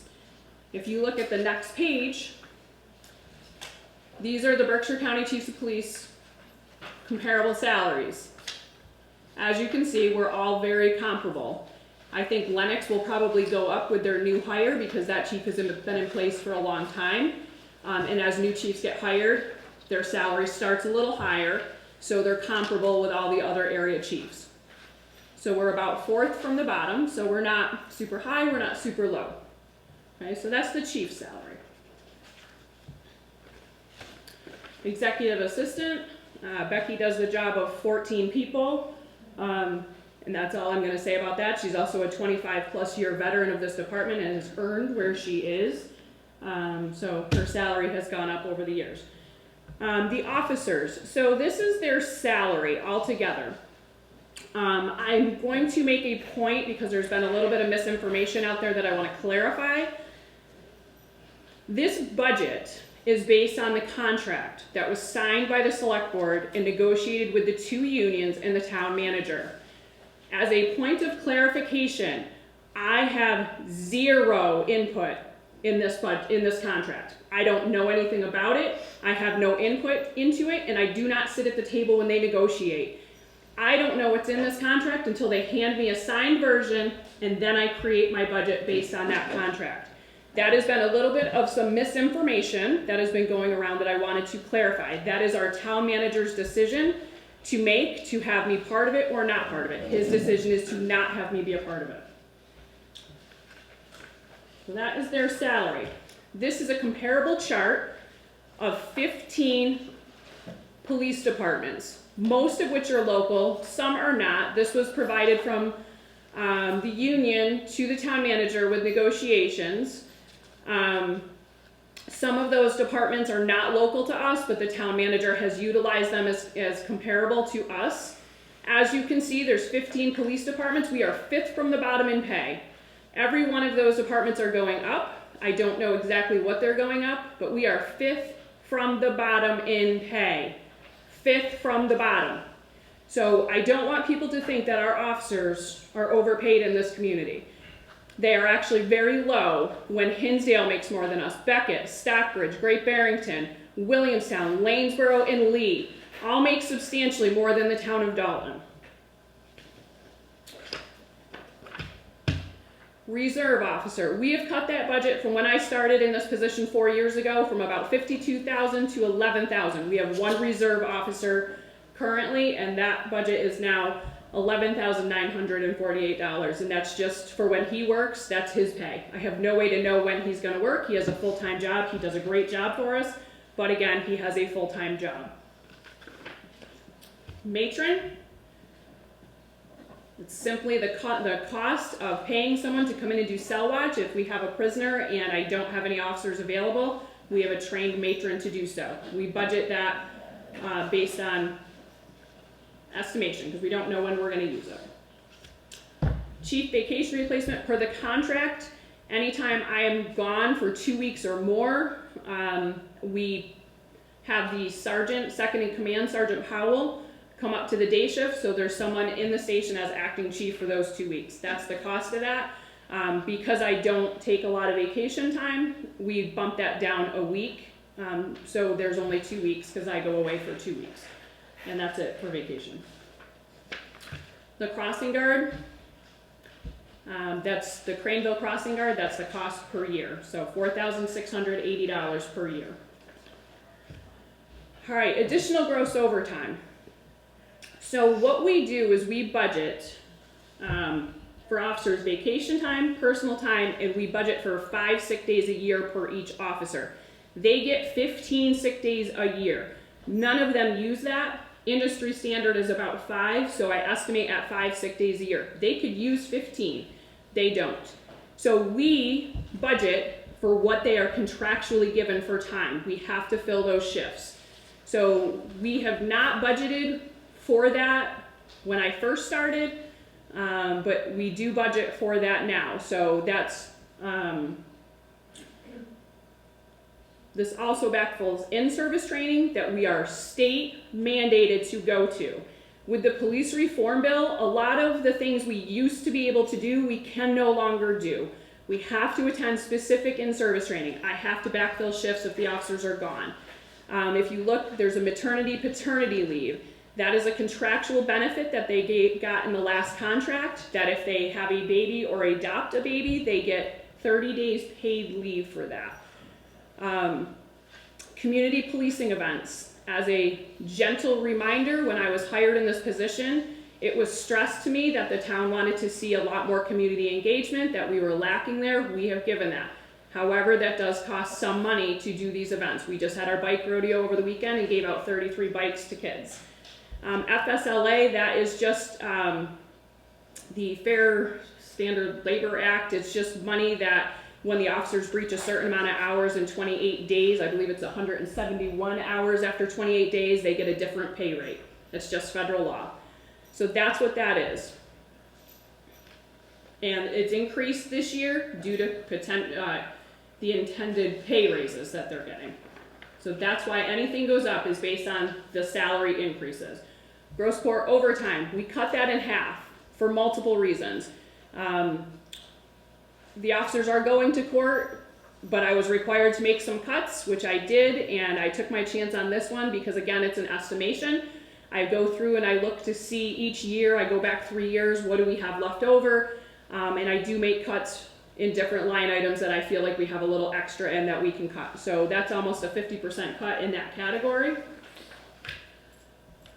Call-in pay, that call-in pay has been the same for years. We reduced it by 1,000. We're definitely going to go over in that category, but again, I was required to make some cuts prior to town meeting. Shift differential, this is contractual.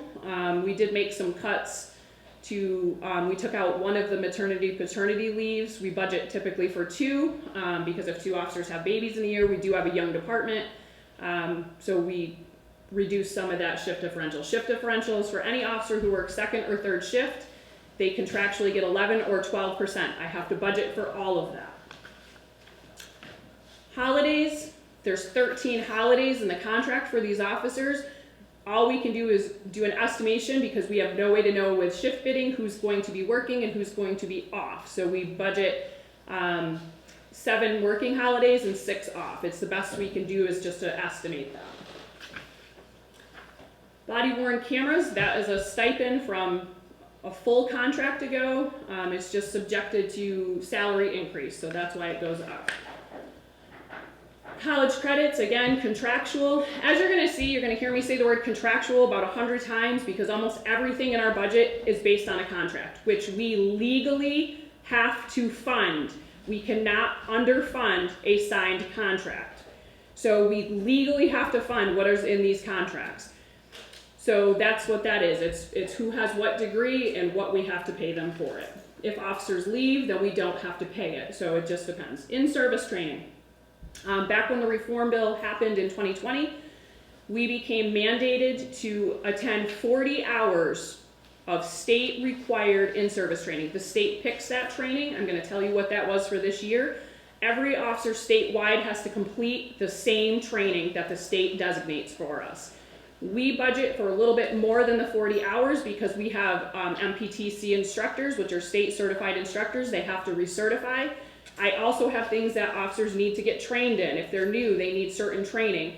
So we have to budget, we budget for 80 hours of training per officer per year, which after the 40 hours is really not a lot of excess training. So some of the training, I know the slide is a little tricky to see, but the required training we had this past year, which is due by June 30th, is freedom of speech, freedom and hate, speech, crimes and groups, use of force, freedom of assembly, crowd management, unload your backpack, officer wellness, freedom to communicate, deaf, hard of hearing, and victims of human trafficking, legal updates, annual CPR first aid, annual firearms requalification, autism and law enforcement education coalition. So those are the 40 hours we're designated statewide to complete, which we did. This is a stipend, which is in the new contract for any officer that is certified in field training. So we have multiple officers certified in this because if you get a new officer, you want them to learn from different officers as opposed to being placed with one. That is the best practice. I'm also certified in it, as most of our officers are, because we want to spread them around and get them to learn from different officers and learn how to do things. Again, this is specialty pay. Anyone who is an instructor, an EMT, crisis intervention certified, sexual assault investigator, or drone certification gets a stipend. This is for the new contract. And this is, again, what was handed to me. That is our salary. Does anyone have any questions on salaries? So that's it. That's what we have for salaries. Do you have questions on that? I have just one, Chief. Great. I know you met with the finance board twice. Yes. Before the budget was approved. Were any cuts made in these budgets?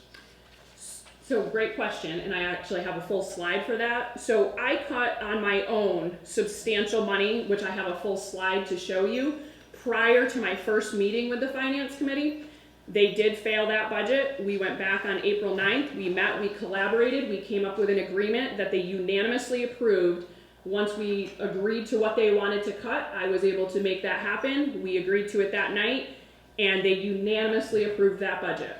So this is the budget I am submitting, is the one that has been approved by the finance committee. And you will see how many cuts we made, because there's a whole slide on that, if that's okay, if you don't mind waiting till I get to that. Okay, great. So expenses. So this is the second half of our budget. So equipment repair. I almost feel silly even admitting that we have $1,750 to fix a piece of equipment, because I think in today's prices, it's embarrassing that that's all we have to fix broken equipment. But that's what it is. That's for our radars, our breathalyzer, anything like that if it breaks, but we're just hoping for the best. We do have our breathalyzer under some warranty, and I did get a grant for a portable breathalyzer a year ago. Cruiser maintenance, we did cut $5,000 out of that, I believe, in FY25. We're gonna make it in by the skin of our teeth. We do take very, very good care of our cruisers. We do try to keep the newer cars as patrol cars. Some of you may have been present for that riveting conversation at the town meeting. $20,000 is for oil changes, tires, any maintenance, anything that goes wrong that's not under warranty. And like I said, we're gonna just make it in by the skin of our teeth on that $20,000. Professional and technical training. This is any classes we take that cost money to attend, which is everything but the state required training. That does not cost us, but anything above and beyond we take, whether it's interview and interrogation or different types of specific training, that costs money to take. We have to pay to take it. It's like a class that they pay an instructor. We have not raised that money. Software. Anybody that deals with any type of software agreements, I think you can understand that prices are going through the roof. We have specific software, Central Square IMC. That is our records and dispatch and all our reports. That keeps everything for records and logs and all of our reports. And if this writing could get a little bit smaller, it would be amazing. Don't judge me for my glasses. Sustained Data Pilot. This is forensic software. This is, as you know, we have an enormous amount of technology based investigations now. So we have forensic software that we can download cell phones, iPads, computers, any type of data that's electronic. We have the equipment to do that. That is just the software for that. Lexipol. Lexipol is our policy software. This is something that when I took over, we were so far behind in policies. Our policies, some of them hadn't been touched since the very early 2000s, 2001, 2002. This policy software, it took us 14 months. Sergeant Miller, Becky, and I, and Sergeant Powell went through and we updated every single one of our policies. And Sergeant Powell puts those policies out every week electronically. The officers have to review them and sign off that they read them and understand them, and it keeps automatic records for us. So in the interest of training, we can say that we've trained our officers on policies. It's very valuable to us. What it also does is anytime there's a case law that changes or best practices change, it automatically notifies us that these changes have taken place and we need to go in and make the change to that policy and then update the officers on it. So most police departments use some type of policy software. It's impossible to have police policies and best practices without it. Live scan, back in 2017, there was a little bit of a reform bill, and it made live scan mandatory. The state had to produce this piece of equipment. It's about $18,000 to all police departments. They are still rolling it out. We've had ours about a year and a half. It's automated fingerprints, and it's a data collection. So every time you have someone in custody, all the data has to go through this piece of equipment. We have to have it. It's mandated. There's no choice. And that's $3,300. We did get it for free from the state, which was a value of $18,000, but we do have to pay to keep it connected. Blue Voice app. The Blue Voice app is an app we use in the police department. It's on our work phones, and it shows us if there's an active restraining order, a trespass order, if there's all mass general laws, all of our policies, all of our town bylaws. They can just press a button and speak into their phone and ask it a question, and with the AI generated from the data we give it, it comes back with the information we're looking at like that. Maya offers a grant to reimburse us for that, which we will be applying for. So it's a great use of technology. Radio services, anytime we have a cruiser radio or portable radio break, we budget a whopping $2,000 to fix it. One portable radio, I believe, costs anywhere between $4,000 and $6,000. We got a grant for $41,000 to buy new ones a couple years ago.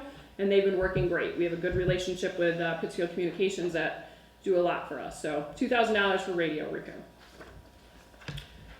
Pager cellular services. When I was a brand new officer 503 years ago, we had pagers. Everybody had a pager because you were required to be available 24/7 for the police department. If there was an emergency and everyone has to come in, you have to be available. Unfortunately, or fortunately, however you want to look at it, personal communications have now become public information. So if we're communicating with our officers via their personal phone, that now becomes discoverable in court. Their personal cell phones can be pulled right into court and all the contents in it. We're not having that. Pittsfield also does the same thing. All of their officers have cell phones. It is what most departments are going to now because we have to separate their personal and professional communications. Other purchase services. So this is disposable cell blankets, bottled water, shipping for items, gun cleaning supplies, warranty for our breathalyzer. We had budgeted in this account for an assessment center for a promotional exam, but we feel pretty confident we don't need that, and if we do need it, we'll just ask. There's no sense in wasting the money, so we took that out, and that's why that went down substantially. Gasoline is our best guess. We did not go up from last year. We're about, do you know where we're at? Never mind. We're close. We're going to be very, very close to that number, and it's always our best estimate because, as you know, the gas prices fluctuate immensely. So we're pretty confident we're going to be okay with that number. Medical, this account is used for new hires, any medical expenses for the department, such as pre-employment exam costs, academy requirements, psychological screenings, or any exams we deem necessary during employment. We had a little bit of money left in this account for the last couple of years, so I cut that by $1,000 prior to going to the first Finance Committee meeting. Other supplies. This is taser supplies, cartridges, crime scene supplies, computer supplies, community policing event supplies for National Night Out, Triad Picnic, CRA Night, Trick or Trunk, letters from Santa. This also supports our canine comfort dog supplies and expenses like vet expenses, food, kennel costs, grooming, certification costs. And the ammunition. Again, the MPTC requires specific amount of firearms training and ammunition used. So, you know, back in the day when I was a young officer, they could throw us out on the range, shoot 20 rounds, we're qualified, the end. It is not Mayberry anymore, folks. We cannot do that anymore. We have to shoot, the police academy dictates the pistol. The recruit has to shoot 1,650 rounds, 1,500 of rifle rounds, and 50 of ammunition rounds. For our MPT quals every year, we have to qualify one time a year. We have specific rounds that we have to fire, and that's if you pass on the first time. If you don't, you got to shoot 50 more. You have to shoot however more until you're qualified. And if you need remediation, then you have to shoot further.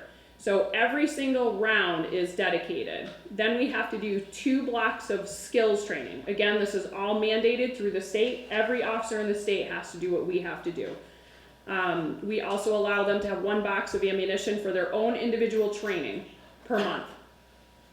So if you look at the cost, it comes to $7,096. And I will say that when I started 4 years ago and I opened the ammunition closet, we had 14 rifle rounds, 14. Because we underbudgeted so severely, we didn't even have enough money to buy ammunition. So for a couple years in a row, our ammunition budget went up substantially so we could get caught up because we just weren't budgeting the way we should have been.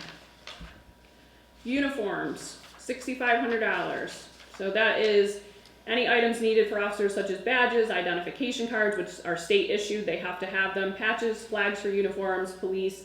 If we have an officer that gets their uniform destroyed on a call, we can replace it with that money. It happens more often than people would like to understand. And uniforms have gone extremely expensive. Pants and shirts are probably well over $200 just for one set of a uniform now. Each full-time officer gets $950 for any uniform item they want, whether that's boots, uniforms, jacket. Doesn't go very far, so that's why we have a little bit of a catch-all. If they ruin some things and they need a replacement, we can help out with that. Travel, lodging, meals, as you all know, in Berkshire County, training is almost never local for us. We have to travel. We have conferences sometimes we have to attend. We've kept that the same. Sometimes we're over, sometimes we're under. It's just our best guess. Most of the time we're over, but prisoner meals, we are legally required to feed prisoners when we have them in our custody. We do have great arrangements with our local establishments that we call, they give food, and then they send us an invoice. They're really great for that. Dues and memberships, these are all our required dues and membership that we have to belong to.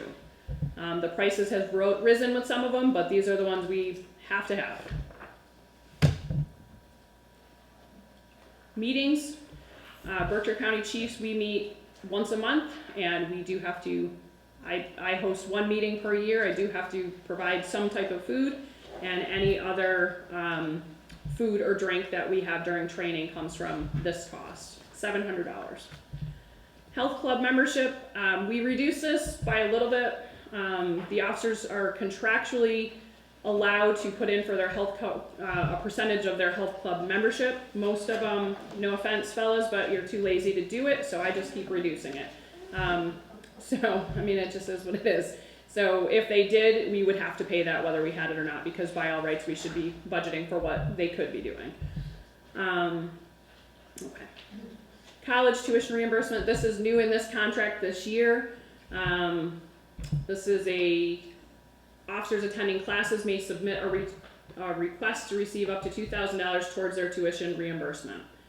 What I did is I sent out an email and I asked everyone what they're planning on taking, and if they're planning on completing any degree by the end of the fiscal year. That gives me a general idea of how to budget for this. So that's how I budget, as I ask them what their plans are and see how academically motivated they are.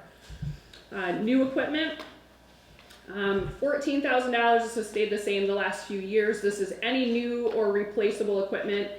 We just bought new defibrillators. Ours were extremely old, and we just replaced them, and that wiped that account out completely. And we replaced some med bags. So, but we will have brand new defibrillators, which we were really in need of, and some new batteries.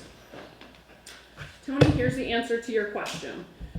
So, prior to me going to our first Select Board Finance Committee meeting, I compared the last 3 years of my budget, which is what I do every year. I was able to reduce $5,424 out of salary by just lines that I thought we had a little extra money that we could give back.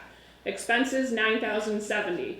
So on my own, I cut $14,494 prior to any meetings. The Select Board approved it, the Finance Committee did not. On April 9th, I went back to the Finance Committee, we worked together, we talked about some numbers that they wanted to see, and we came up with this agreeable cut. We cut one of the maternity-paternity leaves, and we cut the shift differential to go with that, and we cut some court overtime. Again, it's risky because I don't know how much court they're gonna attend. And I will say this, we reduced $29,058 prior to even going to town meeting out of our budget. No other department has done that. We work really hard to save money. And I will say throughout the year, we do try to find online training. We do save money doing that. I can't always guarantee it's available, but we do work really hard. And I do give money back the last 2 years. This will be the third year that we have been under budget because I work extremely hard, as does everyone in this department, to save the town money and give money back at the end of the year. And I understand some people frown upon that, but I have to budget for what the contract is. I'm legally obligated to do so, and so is the town. So that's what we cut. This was what was agreed upon. That is my budget. I can tell you that a motion was made at the town meeting to level fund us. I have received zero guidance from the town manager at this point what that means. I don't know if that means that their contract is null and void that I've budgeted for, if that means it's not null and void, and I just have to cut the 12.8% that was suggested down to $129,668. And I will tell you, there was some talk here tonight about urgency and why we need to move the town meeting up. Here's what the urgency is to the Dalton Police Department. The absolute kick to the morale of my police department being singled out at a town meeting and having our budget completely voted down when nobody else's budget was even questioned is an absolute targeted attack to my department. And the urgency is I'm potentially losing 3 staff members. We are in the process of replacing an officer who left to take a job in Beckett, who makes more money. I'm in the process of hiring this person. He's going to be appointed in front of you prior to June 23rd. So do we lay him off a week later?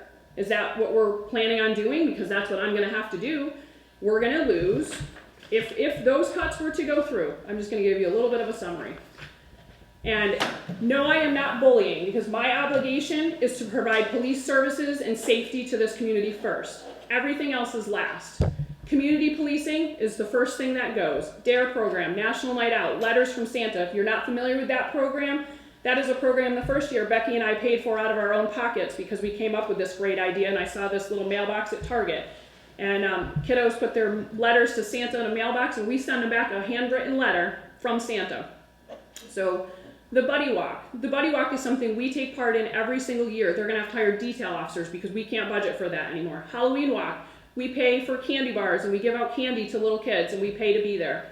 Light Up the Holidays. They're gonna have to hire detail officers because we can no longer budget for that with these cuts. Pine Grove Park Family Night. We get the ice cream truck graciously donated from Pittsfield PD.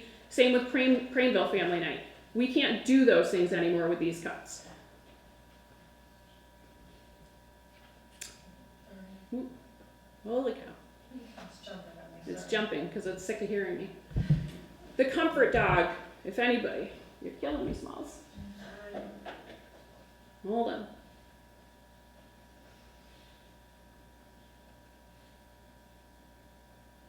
Many of you guys are familiar with our comfort dog, Wendell. Wendell is the most amazing addition to this police department.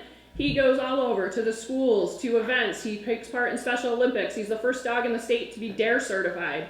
That gets cut because I can't afford to pay for him any longer. Our canine unit, the thousands of dollars we have invested into our canine unit, gets cut. Is it not working? Canine Xander. That was a grant that we got the dog, but we have put thousands of dollars into his training and certifications. We will lose 1 full-time officer and 1 part-time officer. Let me repeat that. 1 full-time officer and 1 part-time officer. If you think that will not have an impact on police response, think again. Think again. We are already at bare bones staffing right now.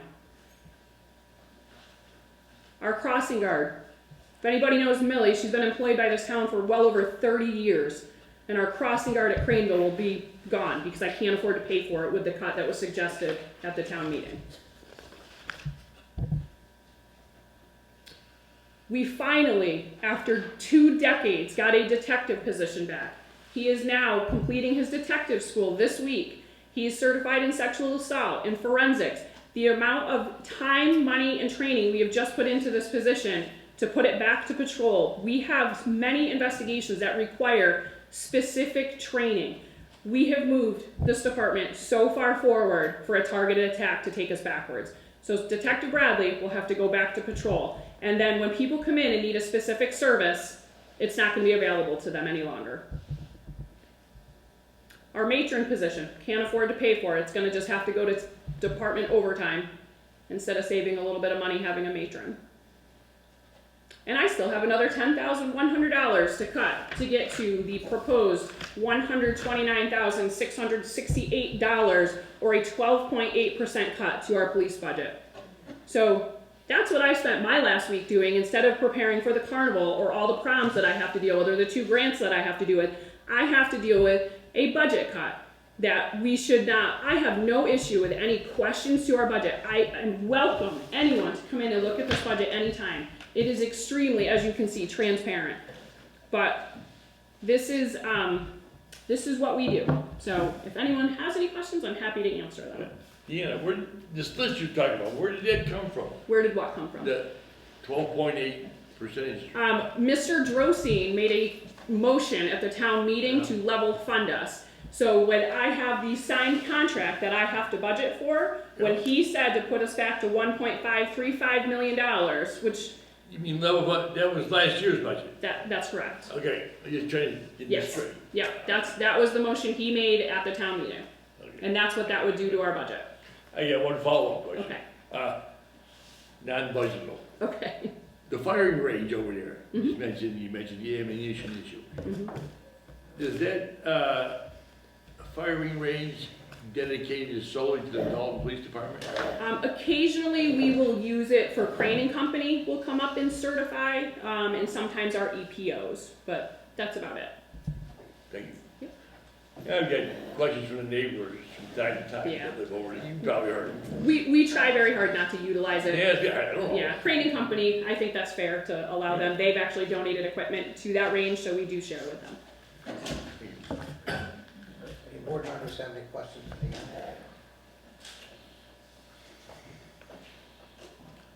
If I can just add one more thing. I'm sorry, I know I've taken up an immense amount of time tonight. While I will tell you, I had no input on this contract. What I will tell you is I very, very much support this contract. I think that these officers are top notch. Friday night, we had an officer win Officer of the Year for the second year in a row at the Emergency Medical Services Banquet. We had our Communications Director, Gabby Taglieri, win Dispatcher of the Year. We have good people. It's very important that we invest in the people we have and keep them employed, because otherwise we are hemorrhaging money. We are just replacing people and we lose their knowledge, their experience, their rapport with our community, the things they do. And it's just, to me, it makes no sense to deliberately attack the morale of this police department. And I can tell you, I'm concerned. I'm concerned at the viciousness that I've seen, that this is going to damage them and their morale and their want to stay in a community here. I'm very, very disappointed. I'm very disappointed in some of the just meanness that I've seen. It's just unnecessary. If you have questions, ask. But spreading misinformation and saying things that are just not accurate is just wildly inappropriate. Go ahead, Dan. So this board, these three members here voted in support of the proposed police budget of 1.664. Yeah. Mm-hmm. Early on in the budget, and Robert, I think this is it. Mhm. What we, Yes, in any case, you don't have to convince I know. us. Tony's a new member, and he can think for himself and vote any which way he wants.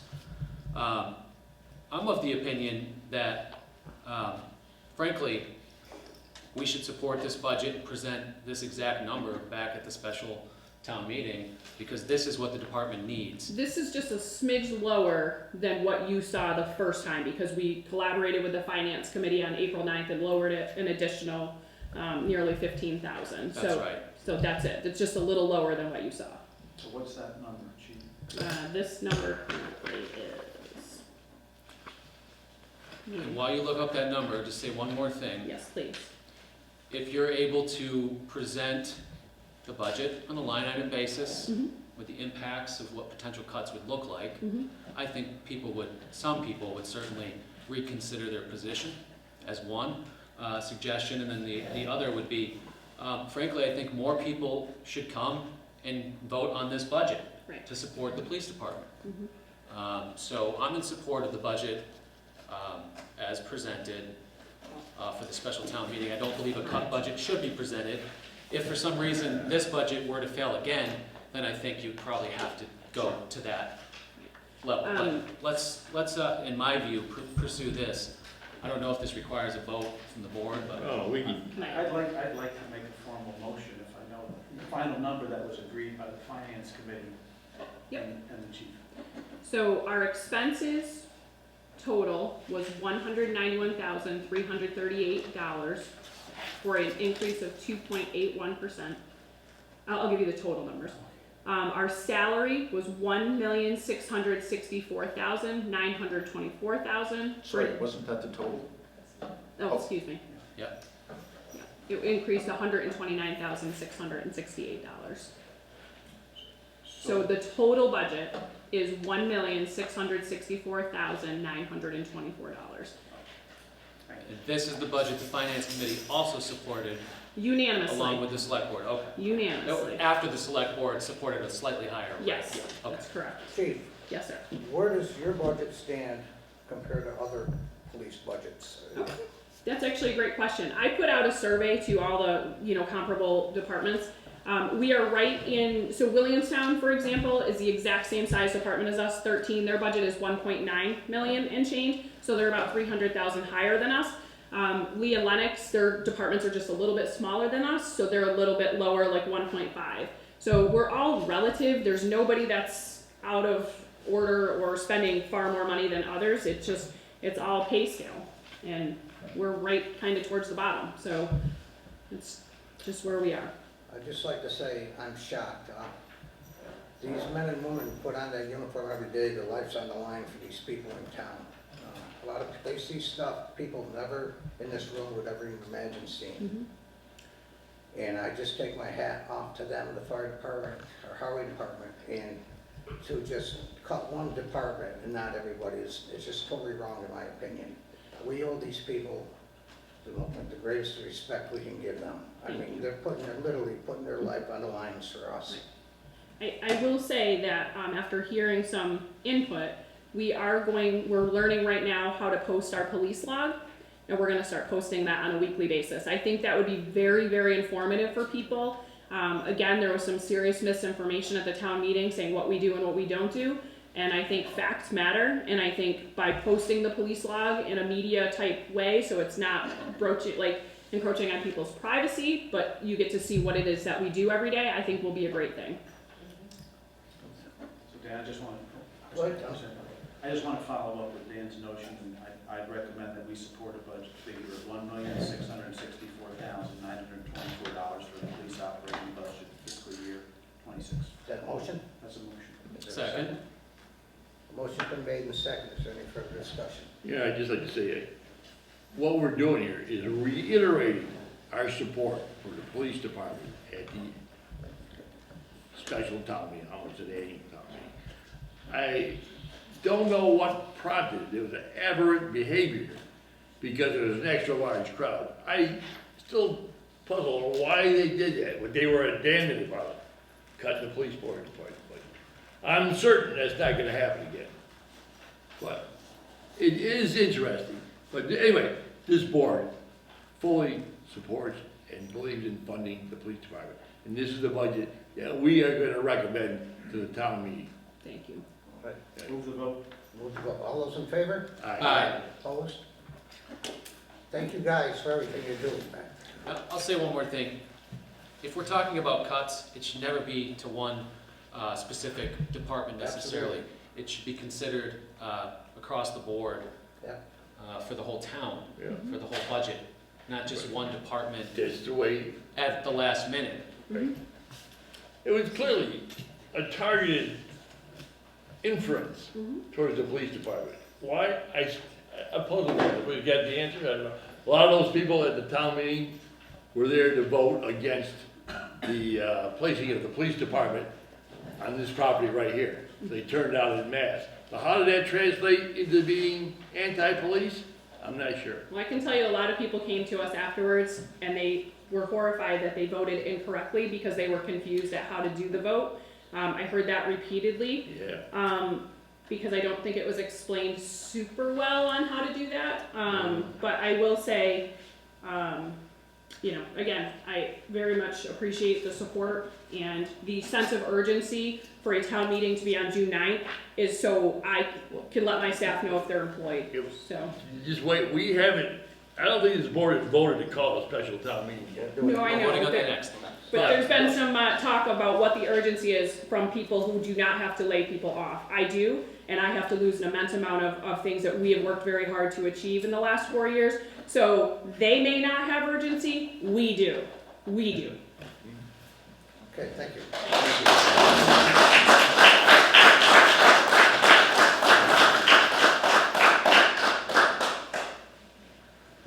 Okay. And for you guys. Hey, yeah, you're waking us up, Ron. Thank you, Ron.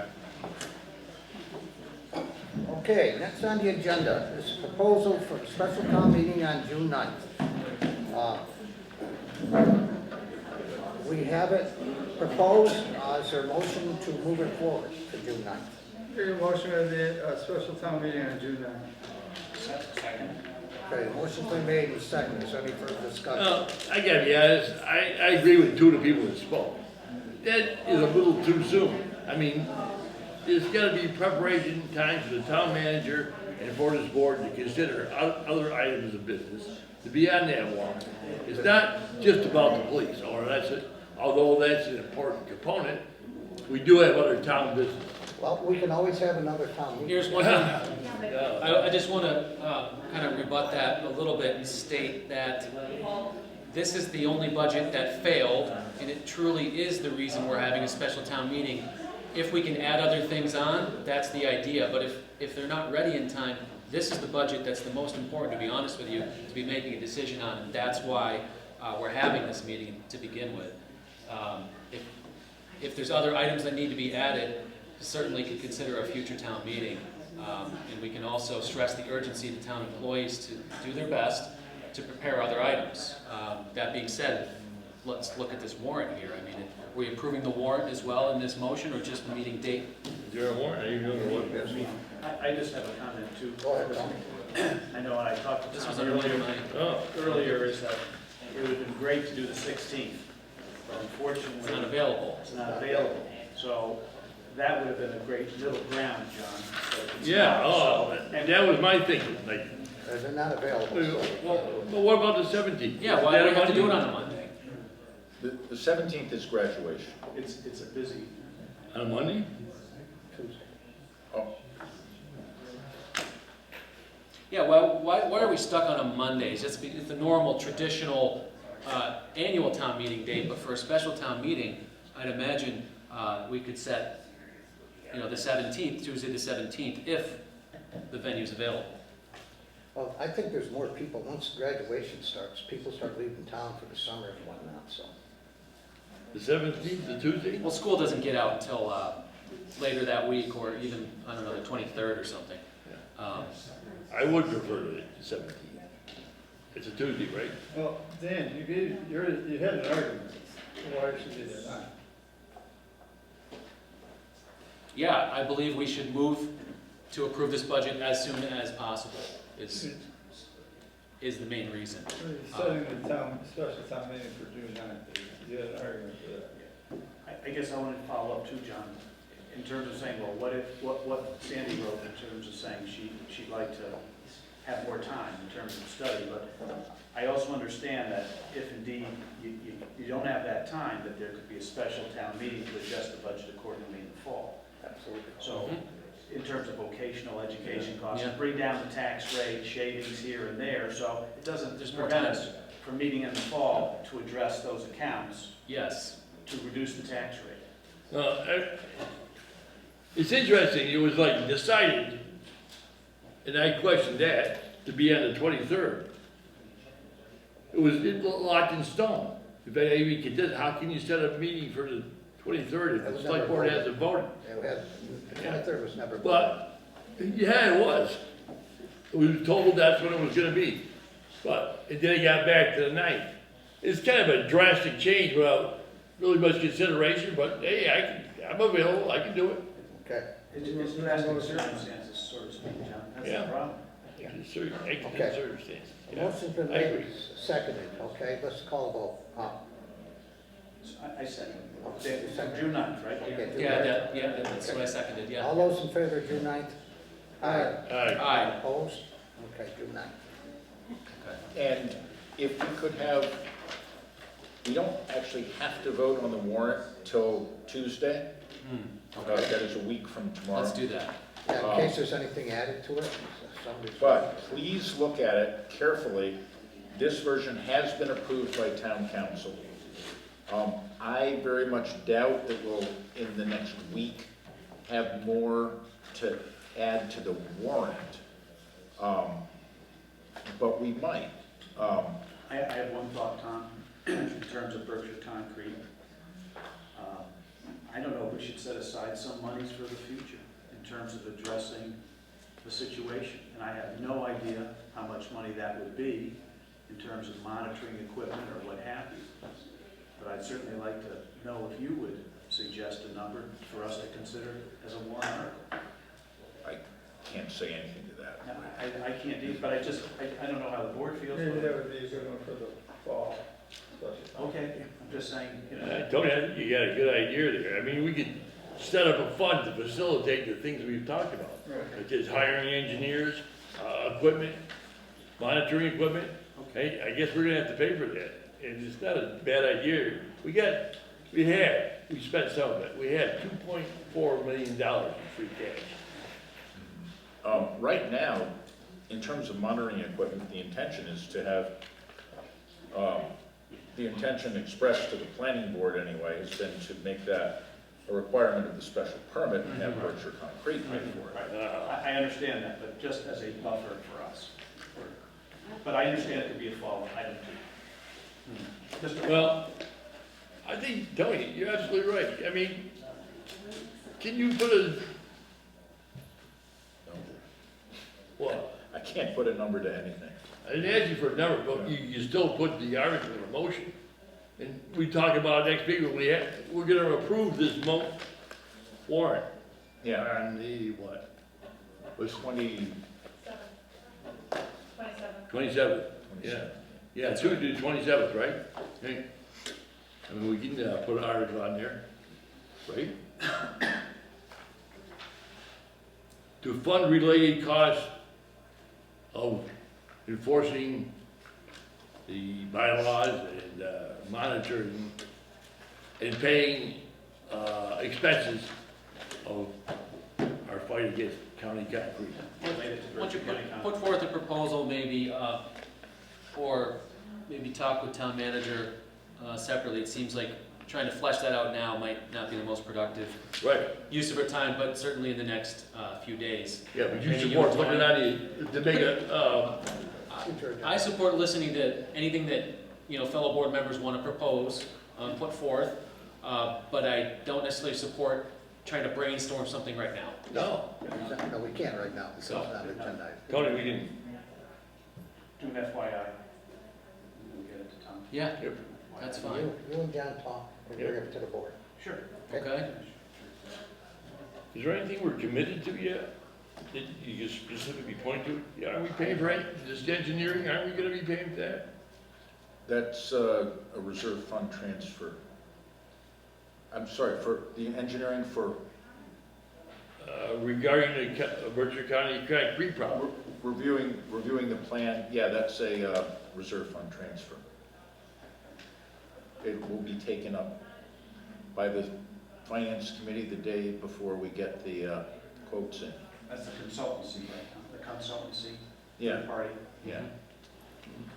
It seems like more discussion's needed. Yeah. Or consideration. actually, the same evening we get the quotes in. It's a tight timeline. Let's move on. Okay.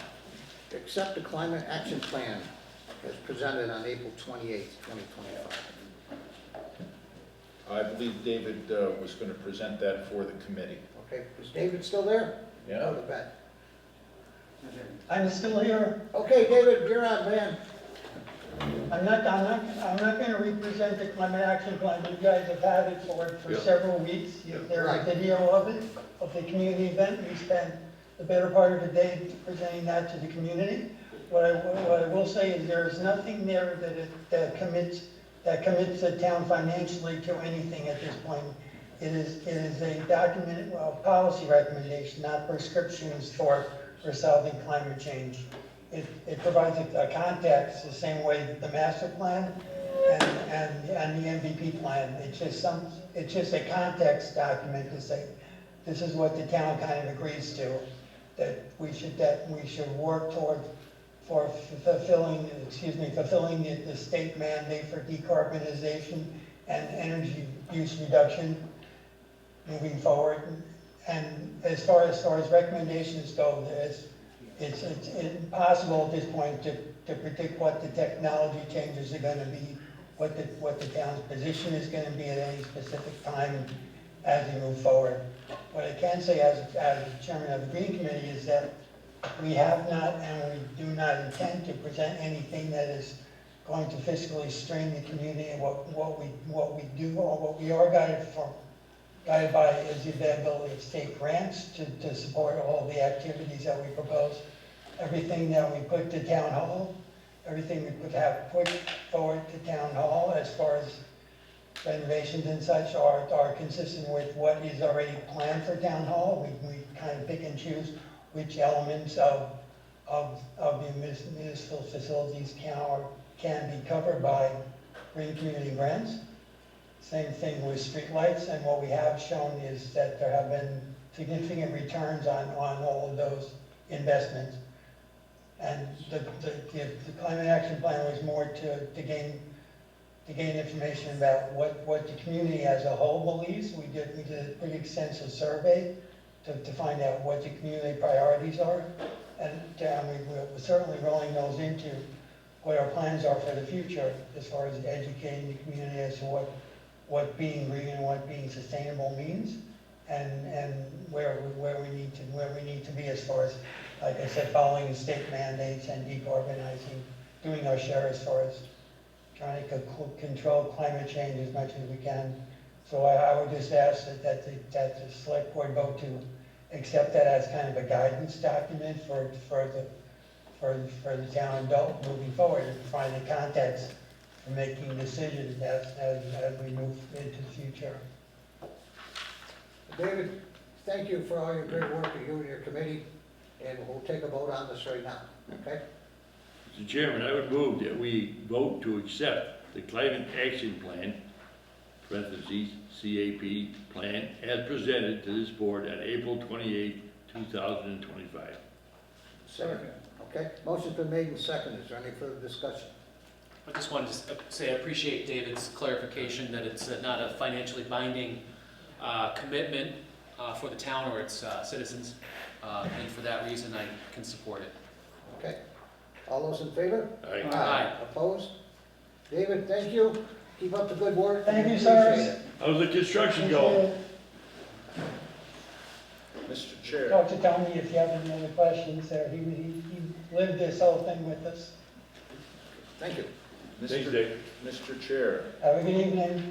Thank you. There was an item under number 12 that we did not get to, and I'm wondering if we can reopen that. That is a transfer between funds. Oh, I didn't see that. Where is that? This was based on getting an interim town manager in sooner rather than later, and represents the maximum amount of money necessary for an interim town manager to work alongside me starting June 2nd. So and taken out of two accounts, $1,800 from a select board account, well, actually all from the select board account, one for dues and subscriptions and the other for travel, which had money left in them this year. So $1,800 from the first and $775 from the second, for a total of $2,575 to be transferred into the town manager's salary line. Okay. Yeah. You want us? Yeah, and then the finance committee will also vote on this. And then This if we is did get under somebody the authority in, of the select board. We have the authority to do this. you and the finance committee both have to vote in favor of this to make this transfer. And if one of us don't? Then it doesn't happen. Okay, thank you. Mr. Chairman, I would move that a total of $2,575 be transferred to the select board salary From select board. from select board expenses to select board To the town manager's salary line. Town manager salary account. Thank you. Second. Okay, motion's been made second. Is there any further discussion? All those in favor? Aye. Opposed? Okay. Yep. Okay, number 16, sign the contract for DPW foreman. You gotta vote on that? Yeah, we gotta go on that. Mr. Chairman, I move that we vote to accept and approve the contract for the highway department foreman as presented. Second. Okay, motion's been made, second. Is there any further discussion? All those in favor? Aye. Opposed? Okay, we just gotta sign this. Find the right place to sign. You can sign any of the copies you have unless there is a specific copy in the purple folder. Right here, yeah. Yeah. Yeah, we'll sign that. Okay.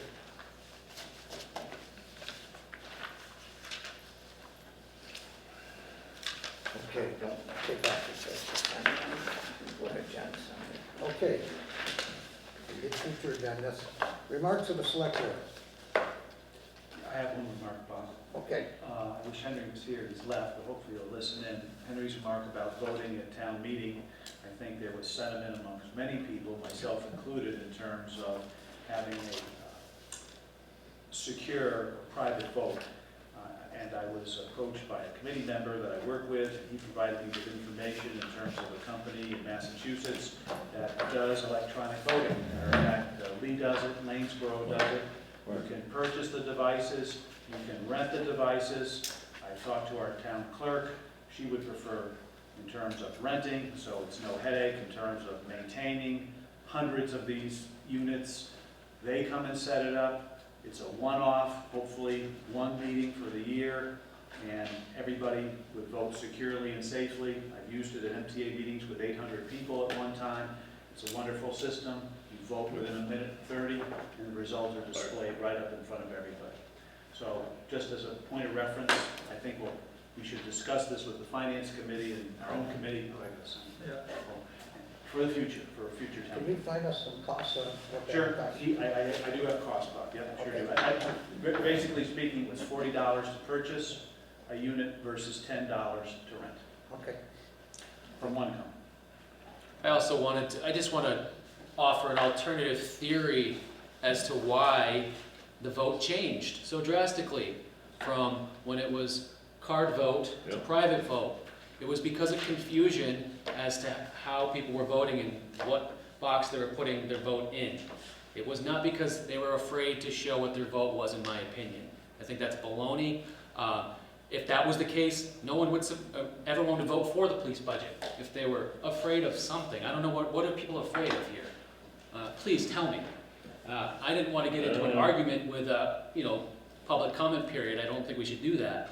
But during our time as remarks to the select board, I think it's appropriate for me to challenge that argument. I don't buy it. Okay, thank you. Yeah. John, you want to? Just a point of reference. The whole country, and now it's in Dalton, folk do not trust their government. In a lot of areas, they do not trust their police department.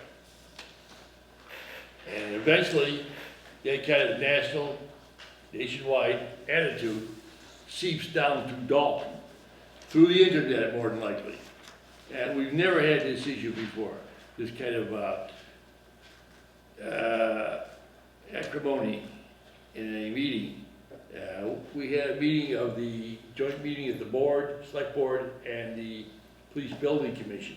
It was kind of the same thing. People were really distrustful of what we had to offer and the committee had to offer, and they booed us, they yelled at us, etc., etc., etc.